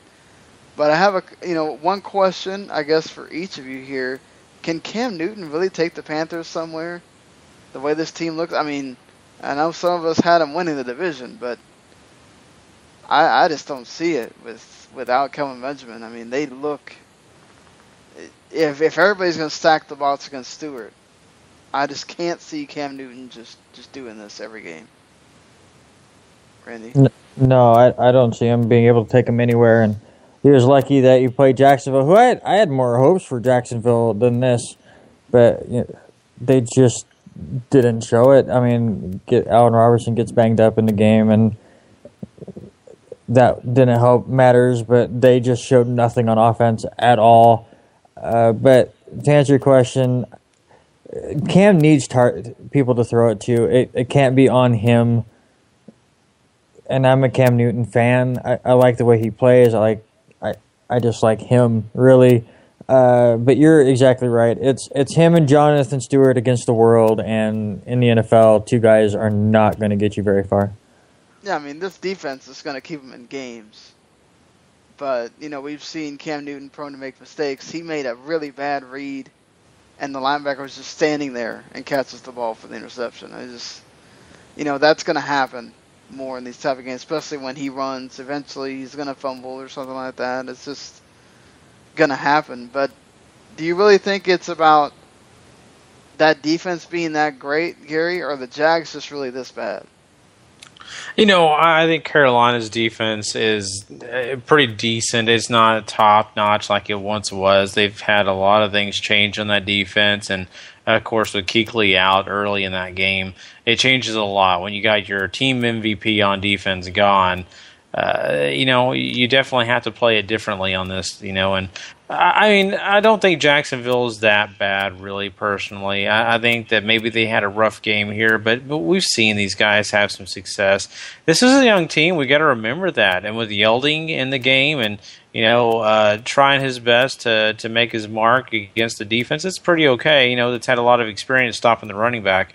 I have a hard time believing either or. I think it's right there in the middle. It's funny to say, but I'm not panicking on Jacksonville's offense. I think they'll be fine. It's, growing pains for a young offense. But Bortles, he definitely made me rethink my position on him. I thought that he was growing, and right now, I'm not seeing it. I thought he was better than this. So I have to take a step back on him. Certainly. You can say that. So let's move on to certainly the highlight of the early games. The St. Louis Rams and Seattle Seahawks go to overtime, Randy. But man, this game was awesome to watch. Yeah, it was a lot of fun. The thing that I really noticed about it, especially watching it like in full, was just this is what division football is. It's both teams bringing everything they got. I mean, they know each other so well, and trying to outsmart the other one, and it never really felt like either team really had a grasp on it. Like there was a point early on where Tyler Lockett returns a punt return, and part of you just kind of goes, all right, now Seattle's going to start rolling a little bit here and kind of pull away, and St. Louis just never let them do it. They just kept him right there. They got a punt return of their own with Tavon Austin, who is ridiculous. And, they just kind of went back and forth this whole game. And me and my girlfriend went to a local bar just to go watch the morning games. And, of course, I live in the Northwest, so there's a huge Seahawks contingent that basically took over a corner of this whole bar and watching this game. So it was really funny to watch them go from super enthusiastic and yelling and stuff to, St. Louis starts taking the lead and pulling away just slightly, being up 2 scores, to them kind of being worried, to, Seattle making that great comeback and making some great plays. Jimmy Graham finally starting to find a place in that offense there in the second half. Just watching the ups and downs of Seahawks fans, I think, were my favorite part of the entire morning. But listen, if you're a Seahawks fan, there's not much to worry about. You lost in overtime to a divisional opponent in week 1 on the road. You lost on a 4th and 1 where you ran the ball and you didn't make it. Which goes back to your guys' point, and I wanted to bring it up a few times and held off about the Eagles. 4th and 1. It's 1 yard. You're not always going to make it, even though you have one of the best running backs in the game. But actually, I think the bigger play in overtime, and I have to get your guys' thoughts on this, was Pete Carroll's decision to go for the onside kick to start overtime. That was dumb. What is this controversy? Because I heard Pete Carroll say something about that he did not ask them to do what they did on that kickoff. So basically, they do the coin toss, the Rams win, so they obviously elect to receive the ball, and then the Seahawks go out there and went for an onside kick. The Rams easily recover it, and they get the ball at midfield. They completed, I believe, like 1 pass. It's amazing, and kicked a field goal. Well, I mean, I was amazed by after the game, Pete Carroll's insistence that he did not ask them to do that or something like that. I remember hearing something it was supposed to go deeper down the field. Yeah, stuff, something like that. But anyway, it just sounds like he's kind of putting blame off on Hashka. But I think it's dumb. I think that you're already in overtime. You take your chances. It's not like you're in the 4th quarter. You have the chance to win the game. You're in overtime already. Take your lops. Well, and then this game could have had the craziest controversial finish ever, but they luckily fixed it. But so you have your onside kick, right? And they do the onside kick, and the Rams recover, no big deal, and everyone is shocked at why they go for the onside kick. And all of a sudden, the ref comes out. Listen, there's a penalty on the Rams for an illegal fair catch motion. So it's a 5-yard penalty, and we re-kick. So now everyone's freaking out, going, well, what are you talking about, an illegal fair catch? And you look at it, and they show the replay, and I don't know if he was calling for a fair catch or what. To me, it looked like he was like waving off just instinctively his teammates, like, I got this, it came right to me. But so it was like, if they would have held that ruling up, I think that's all you would hear about come Monday, is how terrible of a decision that was. But luckily, the refs got back together and decided that because the onside kick was actually kicked into the air instead of into the ground like most onside kicks are, that even if it was a fair catch motion, because it was in the air instead of a dribbler or whatever, it is a legal fair catch motion or some bull. And it was just the weirdest 2 minutes of, oh my God, Seattle just kicked an onside kick. Why did they do that? What is this rule that they're talking about? What is going on?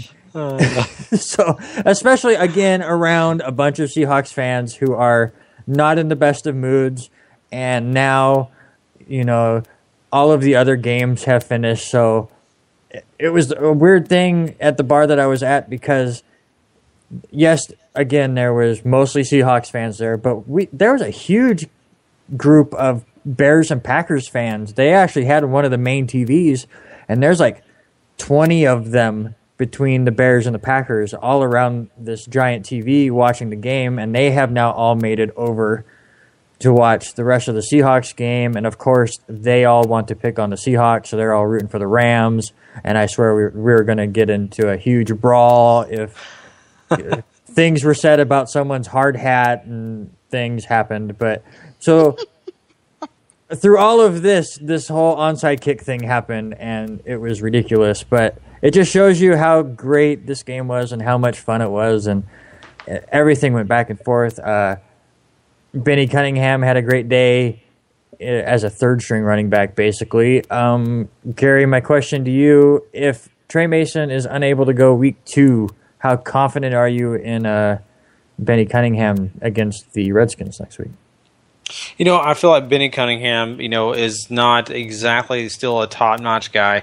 I would expect him to be maybe a running back too, or maybe even just a flex.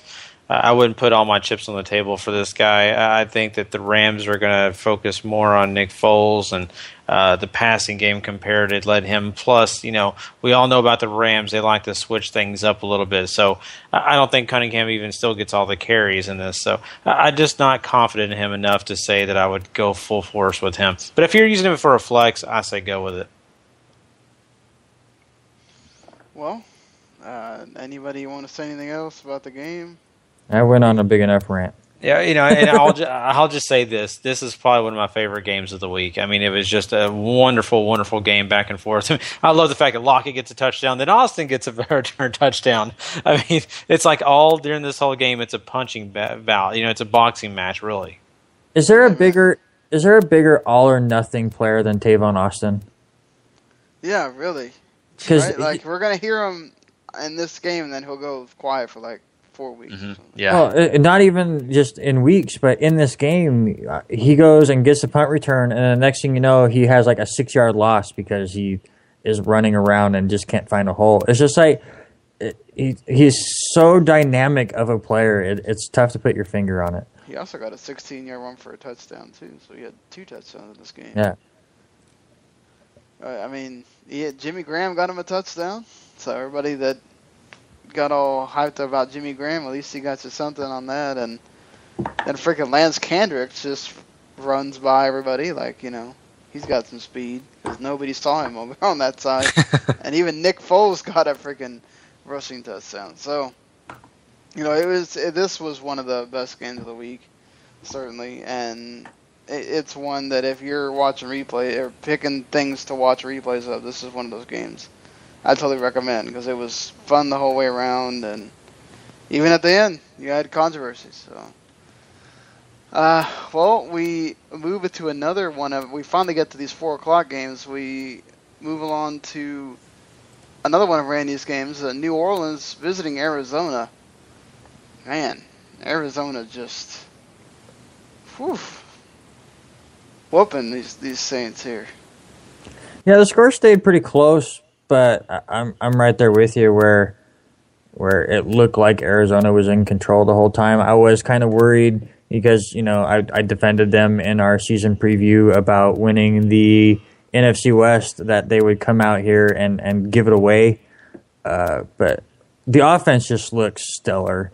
Carson Palmer, I would just love to have his problems of dropping back to pass and going, which one of these 7 amazing targets do I want to throw to this play?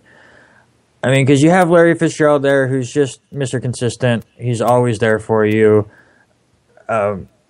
Michael Floyd's great when healthy. He's not that healthy right now. John Brown is going to be a stud receiver as he gets older and gets more experience.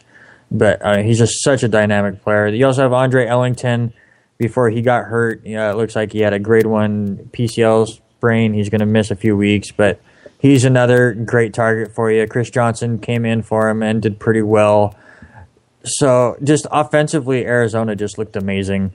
And defensively, they very much were the bend, don't break kind of an offense. They gave up 355 yards to Drew Brees, but they completely stifled the run game, made them one-dimensional. So once they got down into, scoring position, they had to settle for field goals, and that's what they had to do. And that's all Arizona has to do is you just keep them to 3 and let your offense do your work. And And Carson Palmer did that. Carson Palmer, 19 of 32, 307, 3 touchdowns, no picks, doesn't get sacked at all in the game, even rushes for 14 yards. So I just loved the way this team goes. But this also has your another one of those coaching decisions gone bad. And I got to know, I want to look up the exact number before I give it up. The Saints punted the ball with 1:55 remaining. Yes, I think they were like they're inside their own red zone, but they're down by 5 points, less than 2 minutes, and I think only 1 timeout left. Or, 2 timeouts left. Do you punt the ball there? Or do you go, well, we got to score? 155? 1:55 to go. You have 2 timeouts, and you're inside your own 10. Your own 10. No, you don't go for it on your own 10. I don't see a situation where you to go for it on your own 10. Yeah, I'm the same way. Yeah. It's just too much of a risk. I mean, you're basically just giving the game if you mishandle the situation. So I feel like you got to punt the ball. Okay, well, I'm a little different, but it's just one of those weird things where, and of course, then it completely backfires, and David Johnson catches a pass, runs it for a touchdown or whatever. But it was just, even if the the Cardinals go 3 and out there, you've wasted your 2 timeouts, and now you have 45 seconds, and you're most likely in the exact same field position as you are before, is the way I look at it. Yeah. I mean, I see what you're saying, but it's just, that's too close for comfort there, I think. Well, I think we move along now to the other 4:05 game, which was Detroit visiting San Diego. One of the games that I picked on my lonesome against you guys. I missed the Houston-Kansas City game, but I got San Diego at home here because this was a tale of 2 halves. Detroit took a really fast 21-3 lead. Abdullah looked insane on that run that he made on the first touchdown. Ebron got a really nice catch on the third one, and there was a pick 6 in there from Rivers. He also threw another interception later. But the thing was, in the second half, it's like Detroit, I don't know if they stopped playing or what was going on, but it's just, they started playing prevent, I guess, because they left the middle of the field open. Like, all it was green pasture going on with every receiver. Stevie Johnson, Keenan Allen, Melvin, whoever was catching the ball, just straight through the middle, getting yards. And they never changed this. And Chargers just chugged away and got back in the game. And Rivers had one hell of a second half. Just got 404 yards in this game, 35 of 42. Stafford was forcing it, throwing interceptions. I mean, the Chargers really just dominated on these Lions receivers. I mean, Eric Ebron was the only one that got over 50 yards receiving. I mean, just ridiculous. Amir Abdullah, though, whoever said Joique Bell was going to do something, Amir Abdullah has now become the running back for that team. He is ridiculous. Just insane speed, that man. And the kick returns. He was doing stuff for this. I mean, I don't know about you guys, but I'm really worried about who are we worried more about? I'm worried about Calvin Johnson, and I'm worried about Matt Stafford. This guy does this all the time. He can have these wonderful games, and then all of a sudden when you need him most, he just doesn't show up. And then Calvin Johnson just was nowhere to be found in this game either. Yeah, that's the weird thing about Detroit. I mean, they look like such a great team, and they have their moments, but it's games like this where you see that if Calvin Johnson's not at his peak, which he doesn't seem to be at anymore, that this team just can't go anywhere, because you just kind of push it out of your mind how many times that Matthew Stafford just goes, screw it, we need a touchdown, and we'll throw it 50 yards down the field and just watch Calvin Johnson jump over 3 guys and save their game. I would like to go back and see how many times something like that won them a game.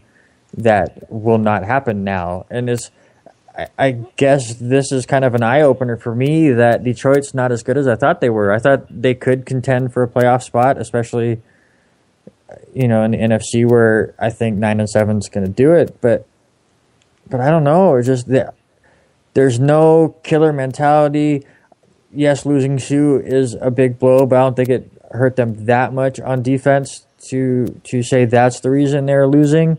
But I really think they relied on Calvin Johnson so much that, with him gone, they just couldn't do anything. Or not gone, but not as good as he was, excuse me. Yeah, I think that has a lot to do with it. And, I also think it's just the fact of the matter of that, like Sean said, the Stafford not being on cue and, he did okay. But, it's just funny to me. You see the yards in this game and you got Phillip Rivers throwing 400 plus, and then you've got, Stafford over there, getting it just above 200, and they both get 2 touchdowns, 2 interceptions. You just see, where this game went right there. And Phillip Rivers put this game on his back, and he ran with it like he does the best. If you got Phillip Rivers on board, he's on cue, and the defense is giving him whatever he wants to get, and he's going to win the game for you. That's a given fact. I think if Antonio Gates was a healthy man and he was involved in this game, you'd see him blow up in this game as well, kind of like Keenan Allen did. Keenan Allen getting 166 yards in this game. Didn't score a touchdown, but yards alone, he kept the ball moving and going. And it was just, to me personally, it was a formula for a San Diego win. Even Danny Woodhead and what he did. Touchdowns for Danny Woodhead. Mm-hmm. Yeah, and Danny Woodhead is a big key in this offense. And if you let Danny Woodhead beat you, you've lost. Yeah. Danny Woodhead's good. Oh, I'm not hating on him. He's also Gary, a bastard.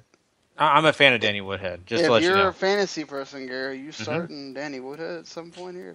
I think that you definitely start Danny Woodhead in a PPR. He is one of the top guys in running back if you're in a PPR. I think if you're looking at playing in the standard, he may not get you yards week in and week out. He's going to be more of a pass catcher / running back. So I'm just not sold that he's going to get you a whole lot in standard on most weeks. But if you're in a PPR, you need this guy in your roster. Does it say something about Melvin Gordon that you're going to Danny Woodhead for these runs instead of him?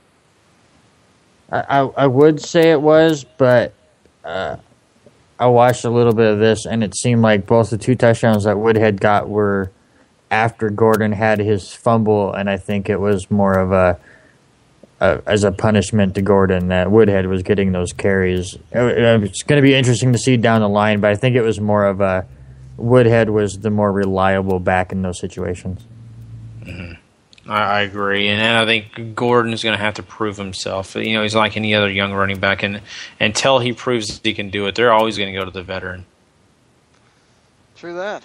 So we go from talking about veterans to talking about 2 rookies. The first time ever in the NFL that 2 rookies drafted number 1 and number 2 are facing off in the first game of the season. My Lord, what drastic measures this was. Marcus Mariota, 4 touchdowns before the end of the first half, which is a NFL record. And Jameis Winston, I'll just throw a pick 6. That's fine. That's like, come on, man. Just, Bishop Stanky looked decent in this game. Doug Martin was okay. They just had so many. Talk about the penalties. Just killing them over and over and over. Holding, false start, illegal formation. God, can you guys not get set right? Just insane. Safarian Jenkins was the only guy you needed to be starting in this game because he's the only one that did anything. Winston threw those 2 touchdowns, but honestly, wiped that off the board because one of them came after they'd already had 42 points. Who cares at that point? It's stupid. Honestly, the last drive where it took them 3 different times to get the freaking touchdown. 3 different sets of 4 downs. Insane. Absolutely insane. Winston cannot be that bad. Just, I don't know. But Marcus Mariota looked like he was all-pro from the beginning on that one. Yeah, it's interesting in watching this game because of the fact that, I think a lot of people had, Jameis Winston as the guy that was the most pro-ready. But in this game, you see who really is, and you see the footwork that Jameis Winston uses, and he's not so lively and doesn't plan as well as Marcus Mariota. And Mariota seems to be reading the defenses just a little bit better. I think Winston, eventually will get better. Winston has the better receivers. Yeah, I agree. Well, without Evans, you got to remember Evans was inactive, but still, you're right. I think even without Evans, I think Tampa Bay does have the better receivers, and of course, Mariota just made it happen, and Delaney Walker helped out, but he, of course, got injured in this game as well. So I just amazes me how well Marcus Mariota did. Not that he couldn't do it, but he just got, he looked so professional. You think, Randy? Yeah, it shows that one quarterback looked like a rookie and one quarterback looked like an NFL starter in this game. But I want to kind of touch back on your point, Sean, about just how terrible the whole team looked for Tampa Bay. I mean, again, those penalties are ridiculous, and they just looked off the whole time. My memory could be completely wrong, but is this the game where it took them 3 times to hit the extra point because they had an illegal formation 3 straight times? There was a game I watched so much football today. Yeah. That is all blended together. But I think that might have been the Bengals and Raiders? It might have been this game. I'm the same way as you, man. I watched so much. It's so much, but football. it would not surprise me because again, Tampa Bay just had so many penalties and just looked off altogether. That's what it reminded me of that situation. But I don't want to get all high and mighty on Mariota and think he's now going to be a world beater because Tampa Bay is just so bad. But the one thing I have to touch on is, listen, Austin Severian-Jenkins, thank you so much for the junk time touchdown. What are you doing celebrating a touchdown while you're down 30 points? Walk into the end zone, hand the ref the ball, and walk off with your head down going, we just got our asses kicked. I appreciate feeling much better about my fantasy matchup with your junk time, 41-yard touchdown pass that you got. I appreciate it. Knock it off. I mean, but that's exactly what you can see from Tampa Bay. They just don't get the point. They're not mentally focused, and neither is their leader. I think Jameis Winston needs to find a way to focus himself, to focus his team, to mature them up because they look like a bunch of kids out there. Mm-hmm. Yeah, and the big long pass. The discrepancy right there. Not the first pass, but the first completion he makes, touchdown. Jameis Winston, pick 6. Just totally different worlds there for those guys. And, I mean, Winston was able to escape a few times, but he got sacked twice. I mean, he got tackled for loss. I mean, the Titans weren't, just totally dominating or whatever, but it's more mental mistakes by the team. Just killing themselves, and then Winston not helping either. Just not. If it wasn't Vincent Jackson or Severian-Jenkins, I mean, it's like he couldn't find anybody else. Mm-hmm. And it's, you can give credit to the Titans defense on that one too, but, Tampa Bay's defense wasn't helping them either. They were just, it's like the defense wasn't even on the field. I mean, every pass, Mariota, bam, bam, completion, we're going. Okay, is this a NFL defense that he's playing here, or is this a bunch of guys on the street? Because I didn't see anybody cover. No, he brought Florida State with him. That's what happened. Must have been. I don't know. Yeah. And without the better players they had at Florida State. Yeah. No, you're right, Sean. And the one thing I want to take away from this game is the fact that I thank God that when Randy asked me to Freitas Jenkins or Hill, I changed my pick to Jenkins. Yeah, I very much appreciate that too. Hill got a big old goose egg. Oh, it was terrible. I was thinking, thank God. So, yeah. There you go. And just to let everybody know, Mariota, I don't buy into him being a world beater like Sean said, but do buy into the fact that he does play Cleveland next week, and if you need a quarterback or even a flex quarterback, he could be a useful guy possibly. And he's not my number one guy on the waiver wire when it comes to quarterbacks, and I think second would be Tyrod Taylor, Manziel, rounding out at 3. Well, speaking of, we're going to talk about another quarterback that, usually we're not talking that high on him, but in this game against the Raiders, who were also pretty putrid, Andy Dalton looked like a world beater too. He just throwing touchdowns at Tyler Eifert. So who knows? Maybe if Tyler Eifert hadn't got hurt last year, they win that playoff game because he looked like the man. Jeremy Hill still a touchdown machine. Got 2 touchdowns on his own. Amari Cooper looked decent, but Derek Carr, hello. You are a quarterback. Do not try to stiff arm people, okay? You slide. You don't run into people. Guess what happens when you try to stiff arm people? You get hurt like you did in this game. You get a bruised hand, but then you have to watch Matt McGloin come in. Yeah, he threw those 2 touchdowns to Marcel Reese when nobody cares. But you know what he did his first 2 series? Interception and a fumble. Okay, you know what? Derek Carr didn't play that great either. But just come on now, you gotta know better than that. You don't do stuff like that as you're the quarterback, and you know your team needs you, and you can't do anything in the running game because the Bengals are stifling you, and it was ridiculous. What was it like 20 to something before they even got out of the first half? It was ridiculous. 24-0. Yeah, it's just insane. But yeah, I mean, so this was a lights out game pretty much for the Bengals. They were hitting on all cylinders, honestly.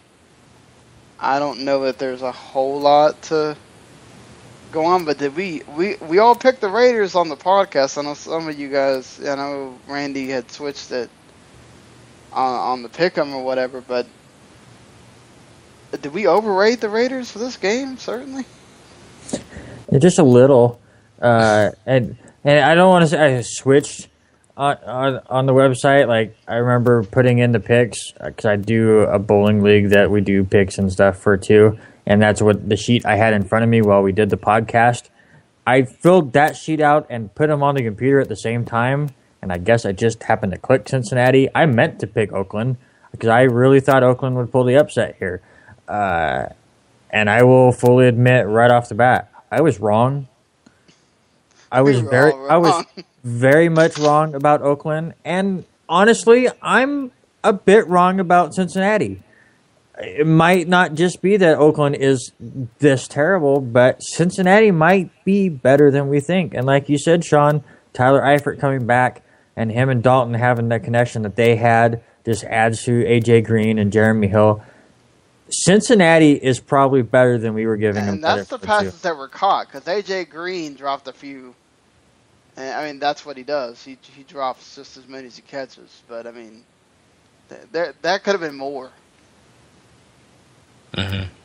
I actually did change mine to Cincinnati, and I had, I didn't feel good about it. Like, later on, I thought, man, we talked about him on the podcast. And I kept looking over things, and I thought, I just think that Cincinnati's defense will be better. I really felt like that was going to be the difference maker, so I went ahead and switched. I did get the same points as you guys, I think, because of the fact that I did have an error, and I think I accidentally chose New Orleans in one of the games when I was clicking on the picks and stuff. So it doesn't matter. What matters is that I felt better about Cincinnati, so I had to go that way, even after we talked about it last week. But I think I bought into the Oakland Raiders a little bit more than I should have. I think one of the reasons is because I believe in Derek Carr.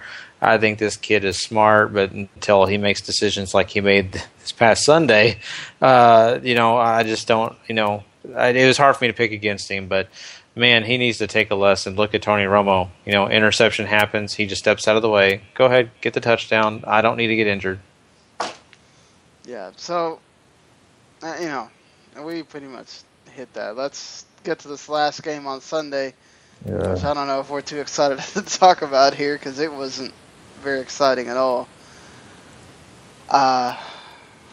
Randy, I feel bad that you had to watch this.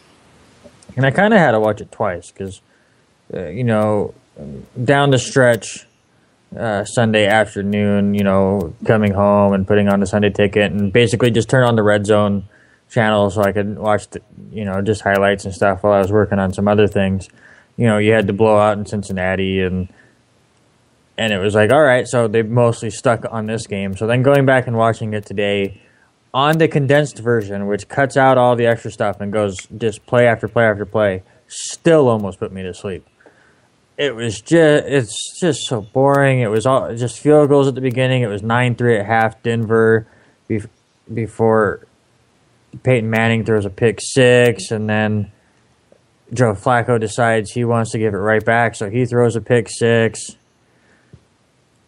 And it was just ugly all the way around. 27 total first downs between the two. They had less than 400 yards on offense. I'm curious what you guys think, but I don't know if Peyton has it anymore. Like, I was a Peyton believer. I didn't think they'd win the division, but I thought they would battle for the wild card, and I thought it was more because of Kansas City, not because of Peyton. And I know we've had guests on the show that were very much against Peyton and even want, his backup in. I almost kind of feel that way. Just watching the way he's throwing that ball, I don't know if I just not noticed it before, but it kind of feels like he's coming in over the top more. Like it just did not look comfortable watching him throw the ball in that game, and I'm worried about Denver, even though they won this game. Yeah, I'm right there with you, Randy, and I'm not sold still that Manning is just completely in retirement. Not that he's not far from it, because trust me, I think he's, maybe even after this year, he probably should be done. But it's not just because of what I saw throwing motion or anything like that. I think that he is the most uncomfortable he has ever been. Just that offensive line is not giving him any opportunity. They're not letting him sit there and look as much as he's been used to. I mean, this guy for years and years has had the great offensive lines to sit there and he can look at receivers and make decisions on what he wants to do. And now he's rushed. He's not a quick out-of-the-pocket passer. Let's just be honest. He's not like Eli, his brother.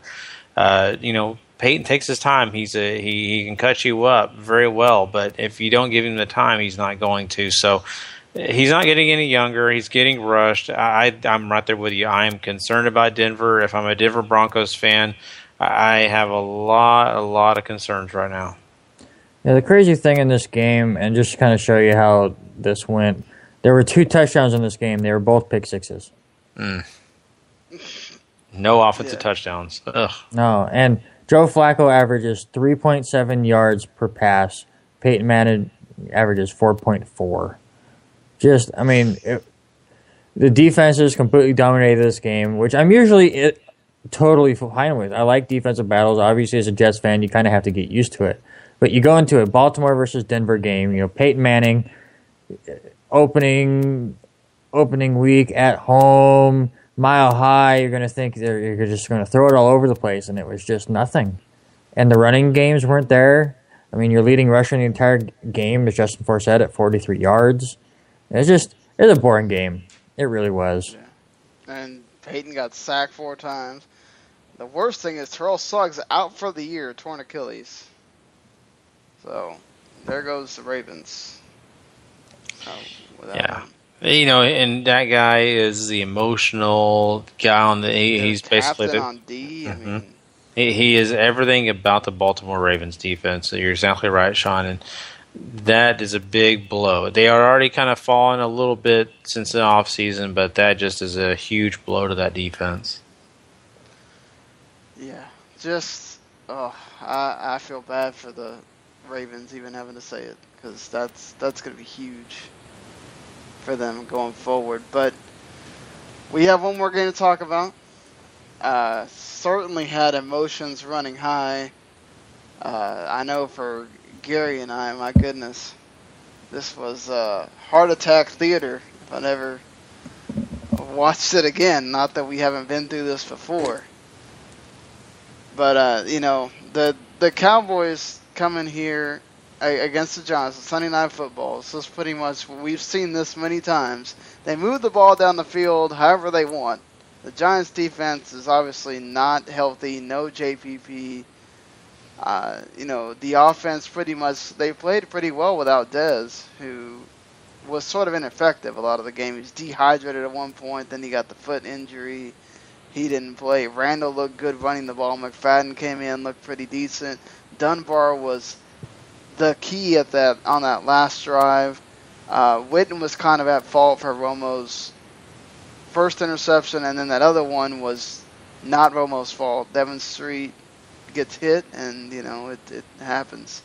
The defense for the Giants just made those big plays.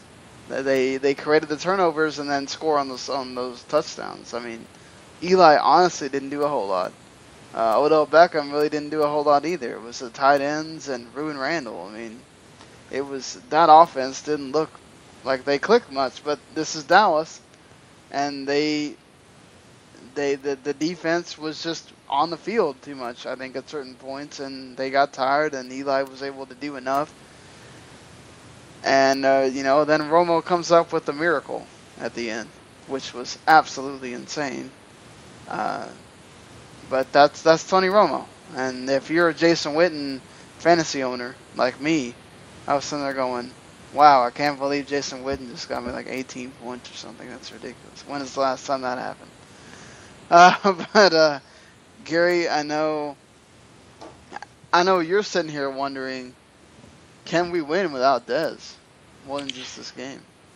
The schedule is very difficult the entire year, and these games coming up, it would definitely be a big aid to have a guy like Dez Bryant on the team, take pressure off, of course, Romo and the rest of these receivers. And especially the running game, because with Dez on the field, they can't put as many down in the box at times. They've got to make sure the safety's covering Dez. Now the running game may be kind of a little bit more difficult with the safety being able to bite down and get down there on the offensive line. But, I think Dallas will be able to okay. I'm not sold that they're going to be a effective offensive unit like they would have with Dez, but I think they'll be able to move the ball still. I don't think this is a panic situation. We've seen Tony Romo make receivers pretty well. And we've seen a guy like Laurent Robinson. I don't know if you guys remember him, but he was he was huge that year. Yeah, he was a journeyman. Couldn't hold on anywhere. Was in Seattle. I know he's in St. Louis. No one could ever keep him around. Really wanted him around, but when he came to Dallas, all of a sudden he was a juggernaut. Went to Jacksonville the next year and did nothing. And we've seen this time and time again. We even saw Miles Austin become a king in Dallas and then move on and do nothing. So, I think that he's good at making these young receivers still look good and work hard, and I think he gets the receivers to play hard. So I think Dallas is still going to miss a big key. It wouldn't shock me if it really affects the running game, but I think they'll be okay. I'm not pushing the panic button over Dez Bryant just yet. Have you heard of them saying they're going to sign somebody? Yes, they are supposed to be signing a wide receiver. Who it is, they have not let us know yet. It's either practice squad or a free agent. They have not determined yet. Should Tom Coughlin have run the ball on that third down? Yeah, absolutely. And then again on fourth down. I just don't get it. How the hell do you tell somebody not to score? Okay, so here's the thing. I held back a little bit because I wanted to wait till we got to this point because we went on a whole tangent, when it was brought up earlier. But I understand Eli's thinking in a way. Yes, it would have made it 2 touchdowns. So I'm not saying his thinking is correct. But to him, it's more of a, we don't score now, we have 2 more plays we can get it on, and we can make them use their timeouts and stuff. So that's where he's coming from. But his head coach was on a whole different wavelength, and that's where everything got messed up. I just don't understand. So you go 3rd down and 1 at the 1. Dallas has just used their last timeout. You have, a minute and 43 seconds to go. How you do not run the ball right there, trying to score. And then if you don't, you run the clock all the way down till it's about a minute left, and then you run it again, or you pass it on 4th down and try to score there. And either you score and now you're up 2 touchdowns with less than a minute to go, or you're up 3 with less than a minute to go, no timeouts, and they are at their own 1-yard line. The decision to throw it on 3rd down, to give Dallas a minute and a half and only needing a touchdown is mind-boggling. It's like you gave them 40 extra seconds, and all you did was made them score a touchdown instead of a field goal to tie it. It's like the decision for the field goal over going for it just doesn't compute to me. Yeah. No, the whole time I was thinking like, oh, well, thank you. You just gave us a gift. Yeah, absolutely. I could not believe they just passed the ball and then did what they did. It was amazing to me that we got that lucky. Yeah, I mean, if you're a Giants fan, you should feel like the Cowboys got lucky or whatever, but Romo still had to go down there and go down that drive. Lance Dunbar had to make those really key, catch and runs and all that. I mean, it was just insane to me that, and again, Romo pulls out another miracle like that. Just, and one thing I think we haven't talked about is, Gary, I mean, the Dallas defense, even without Skandrick, they came to play on this evening. Yeah, they were aggressive. Mm-hmm. They were doing their thing. You're exactly right, and I didn't want to get into a whole thing kind of like Randy. I didn't want to talk too much about this game until we actually got to it when Brandon was on earlier. I totally disagree with him on the defensive part. I really felt like Dallas's defense held their own. They only gave up 1 offensive touchdown in this game to Rashad Jennings. The rest of it was field goals. So, I mean, you got to take 14 points off this board when you talk about the Dallas defense, because they had no control over those 14 points that were scored by, basically turnovers. So I look at this game, and I think Dallas definitely handled their business, definitely lost a big help to their defense in this game, but at the point, they did do a good job, and I was not disappointed in them at all. I mean, the offense is definitely the one we can look at and say, wow, what were you guys doing? So you're right, Sean. They were aggressive. They definitely came to play. They did not make it easy on Eli Manning at all. Yeah, I mean, it really comes down to the Giants' defense just making those turnovers that kept them in the game. Because the offense, Eli Manning has 190 yards passing. I mean, that's not going to do crap for you when Romo's over here getting 300-something. Mm-hmm. And I mean, they ran the ball better than the Cowboys. So it's Cowboys just also dominated time possession. I mean, they were making a big point about Romo was waiting until the last second every time to hike the ball. I mean, they were making sure they ran every single second down they could. And that's smart on Romo. It could have cost them there at the end if things had gone right for the Giants, but that's something I had never really thought about until you come to the end of the game and you go, oh wow, look at how much all that time it takes and doesn't allow the Giants to have the ball in possession. I think they also missed Victor Cruz badly. They didn't have that other dynamic receiver, and so there's a lot of things there for the Giants. They obviously aren't healthy. Yeah, I think both these squads, I mean, they're not healthy, and they are going to get some stuff back, some people back. And Dallas is going to get people back by the time they have their next matchup. So these teams are not going to be the same teams we're looking at here the next time they play. But in this game, you got to give Romo a lot of credit. You even hear Chris Collinsworth talking about it. Romo looked like he was just on cue. You could tell all the defensive moves and everything that they were doing, trying to confuse him, and they didn't confuse him at all. I just think this is one game where they were not ready to play week one, apparently, just like they weren't ready to play the San Francisco last year, week one, and they, did pretty well the rest of the season. But, different year, new team. Yeah, and I mean, we can't overstate. Jason Pierre-Paul usually always has a big game against the Cowboys. Not here. They totally missed that. Mm-hmm. But yeah, that's the end of these games for week one. We'll be talking about our top fives later on. But before we get to Randy's college picks, we need to see how we did in the group pick'em. Brandon is number one, tied with a few people, with Daniel and Harry and one other person who I don't know who this is. And then we have a bunch of people who have 10 points, including Paul and a few others, SLP, who's been on the show before. And then us, we're all tied with 9 points. Yeah, and we added a player in actually minutes before the game started. So there's another guy on the board with us, voting with us, and it's kind of interesting.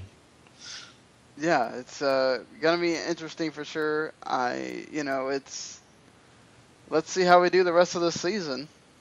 But at least we're doing okay for now. We're not at the top where we should be, but we're not totally at the bottom either, I guess. But those college pick'ems, Gary is still number one with 88 points. Gary. Yeah, it just broke my heart because I changed my Rutgers pick, and that broke me. And then I was up watching the BYU game, and I felt bad for rooting against Tanner, but I had to, and he still won the game for him. Hail Mary again, ridiculous. Randy dropped a little bit. He's now in fourth, not in second anymore. Paul took your spot, and even Brandon's beating you, Randy. How do you feel about that? Yeah, I like to blame my near hometown stupid Washington State Cougars. Stupid, God, just late touchdown to win it. It cost me 9 points. I was so set that they were going to lose again to Rutgers. Put them way up there, and they get me. And then I don't think BYU can do it with the backup quarterback, and they do, and that cost me 7. So just those have definitely hurt. I'll try to bounce back this week, but yeah, I called the Oklahoma game. Yeah, yeah. I mean, because freaking close though. Tennessee should have won that. Oh, they should have. Jesus. Yeah, because I was going to say because Oklahoma looked like world beaters that whole game, right? I mean, they didn't look terrible in that first quarter at all. That game broke my heart too. My spirits were almost broken. Thankfully, I only had that losing 1 point for me. So I was like, man, this is really hard for me to pick. And on confidence level, I'll be honest with you guys, that was at the bottom for me. Yeah, exactly. I just, I thought Tennessee would win. Make the ACC look good. Oh well. And then Arkansas, of course, has to lay the worst freaking egg. They did lose Keon Hatcher to a similar injury like Des Bryant in the middle of the game, but to lose to freaking Toledo, come on, man, you lose to Toledo, season's already over before it started. Well, speaking of season's almost already over, it was almost already over for Auburn. Oh God, that game, having to go to overtime against Jacksonville State, of all teams.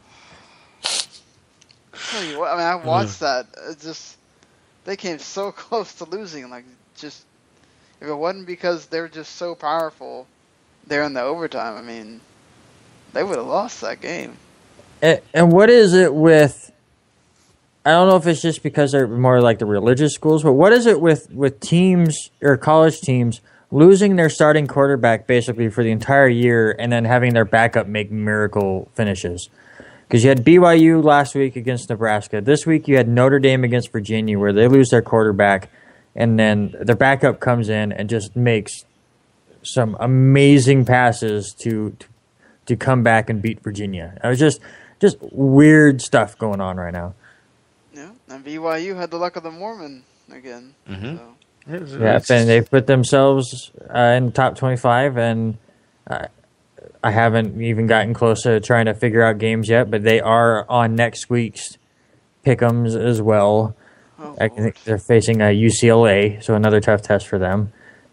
But another big game, the LSU-Mississippi State game comes down to a last-second field goal, which Mississippi State misses, failing to come back from their 21-6 deficit going into the fourth quarter. They came one kick shy of getting that, so that was a fun one to watch.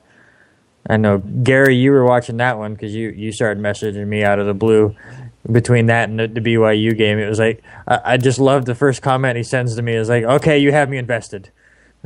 Yeah. He did definitely has me invested in these games, and I'm glad he did because I enjoyed my Saturday night. And Prescott, I'm still no matter lose or win or whatever, that kid is so good. I can't wait to see him get to the next level. And then yeah, and I mean, it's just insane. Some of these games, the way they ended, just. Mm-hmm. Yeah, and then your main event, your first big matchup of the year, you lived up to the billing. Oregon and Michigan State, just knockdown, beat down game. I liked how Michigan State looked, to be honest. All the way through the game, they hold off Oregon there at the end and get the big win. And this is, yes, we're only in week 2, but if Michigan State still, has maybe 1 or 2 losses, we go back to this game as one of their resume builders as far as making the playoffs.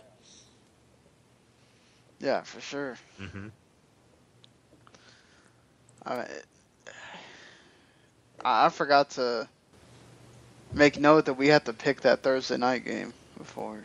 Oh, yeah, and we also have to do our ranks. So, Broncos or Chiefs, guys? Thursday night. I think as we sit here right now, I'm looking at this past game and past weekend, as well as Kansas City's defense was able to get the job done against the Texans. I really feel like I'm going Chiefs in this one.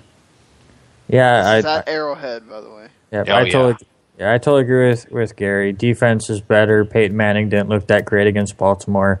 It is an Arrowhead, and Alex Smith looked comfortable against Houston, and I predict a wide receiver touchdown. Oh, man. Ooh. Man, a wide receiver better score a touchdown because I'm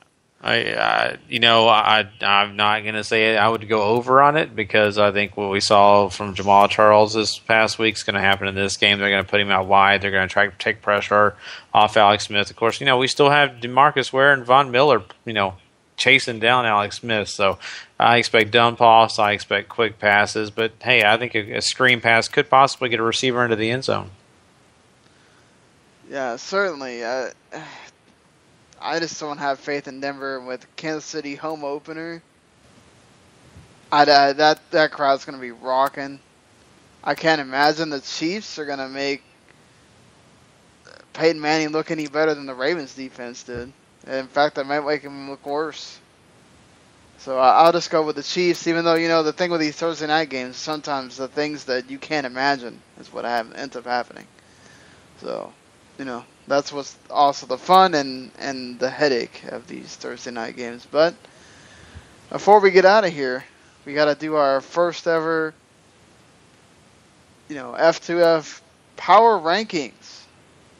Top 5 power rankings, that is. Randy, you said you already had yours listed out. Yeah, I'm we're sitting here right before we got onto the podcast and was trying to figure it out. There's a few teams that I kind of bounced around for that 5th spot between like Kansas City and San Diego maybe because they look pretty good. But I settled on Arizona. I like just the way they played. I like them going into the season as well documented. I have them winning the NFC West. And they didn't disappoint. Carson Palmer looked awesome. Number 4, as I said earlier, I feel like I underrated the Cincinnati Bengals going into week 1. Yes, it was just Oakland, And I'm not saying that them beating Oakland now makes me think that they're a Super Bowl contender. I feel like they should have been a Super Bowl contender to begin with. And I think they just proved the point that, listen, we are a really good team. So I have them at 4. At number 3, I do like your Dallas Cowboys.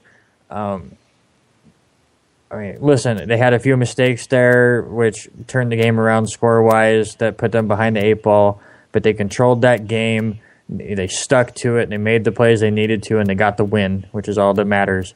So I have them at 3. Number 2, I go to the New England Patriots, completely beating up Pittsburgh on Thursday night. Brady to Gronkowski, you're going to hear that over and over all year. But to me, your number 1 team after Week 1 is the Green Bay Packers. Aaron Rodgers is just too good. They found ways to piece together things with Jordy Nelson out, and they beat a divisional opponent on the road, which is very difficult to do. I'm going to go with Tennessee and Marcus Mariota at number 5. They obliterated the Buccaneers. Yeah, they're playing Tampa Bay, but that's still insane. First start, you get 4 touchdowns in 1 half, and you play the way you did. I think you deserve some honors, and your team played well as well. The receivers had to make the catches. Bishop Sankey still had to make the runs, and the defense still had to be there to stop Winston and everything. So there's that. I will agree with Cincinnati there on the number 4. They just beat down the Oakland Raiders, made Oakland look terrible. Andy Dalton looked great, but this is also Week 1, and Tyler Eifert, man, made himself a player there. Number 3 is where I'm going to put Arizona. They beat down a contender, the contender for the South, because that division is so, mediocre. But Arizona went out there, Carson Palmer 307 yards and 3 touchdowns. I mean, that's no joke with all the talent he has around him. That defense looked pretty good too. I'm going to put Green Bay at number 2. I think what they did against Chicago is, it's Chicago, and Aaron Rodgers does what he does against Chicago every time. But it's still, like you said, a division rival. No Jordy Nelson. The next man steps up. James Jones, 2 touchdowns, doing well. I'm going to put New England at number 1 because they're the only ones that really beat a contender, a team that people are saying is going to make the playoffs. Some people are saying always Super Bowl. Beating Pittsburgh like that and beating them decisively the way they did, to come out with all the hoopla and all the stuff about Deflategate and then Headset Gate too. Can we just stop putting gates at the end of things? Jesus Christ. Just stop with it already. Just stop. It's stupid. Especially with something like heads. Really? That thing didn't cost anybody the game at all. Whatever. But anyway, and in fact, I'm so glad the league came out and said New England has nothing to do with this, so we can just not talk about it ever again. So New England number 1 for me. I just think that Brady, Gronk dominating, and then Steelers. That's no joke to beat them. My number 5 has to go to Dallas, and I think the Cowboys, like Randy said, they had their mistakes, but they overcame. I feel like, in big situations, in difficult situations, you get to know who the team and what the team really is, and I feel like they were able to overcome so much. I remember when they were 10 down, and I sat there thinking it's done. There's no way they're going to come back, and they do. It's so shocking of a victory. So I definitely think Dallas deserves a spot in this top 5. And my next one's Arizona. Number 4 for me would have to be them because of the fact that they have a offense that still can move the ball down the field. They show that Carson Palmer is their go-to guy and making this offense run. And I think the defense is held together more than I expected it to. So I think Arizona definitely has to fit there. Number 3 for me is St. Louis. I am very, very impressed with St. Louis. Defense, no surprise there. We all knew the defense was going to be on par and ready to go. But I was more shocked on the offensive side. Even without a great running game going, Nick Foles did his job. He was able to control what he could control, and he did a good job. So I think they definitely deserve a spot there. My number 2 actually is New England. I think New England played a team that people are saying a contender. Yes, I get that. But they're a contender that will probably not make the playoffs. For me personally, I still think that Pittsburgh's got a long way to go. I think their defense is going to let them down more than it's going to help them. And I just don't see it. The only reason I didn't have Green Bay in this same spot, too, is because I think I felt like they played a team they should have beat. I don't think Chicago is going to be anywhere they beat close. Them all the time. Yeah, exactly. That's exactly why they're not making my power rankings this week. If they, were more difficult, maybe a different story. And number 1 for me is Buffalo. I still am blown away. That defense did such a wonderful job. The real contender we should be talking about is the Colts. That coming into this season, Super Bowl pick, everybody's the highest on New England and the Colts, and here the Colts are, and they look terrible because Buffalo made them look that way.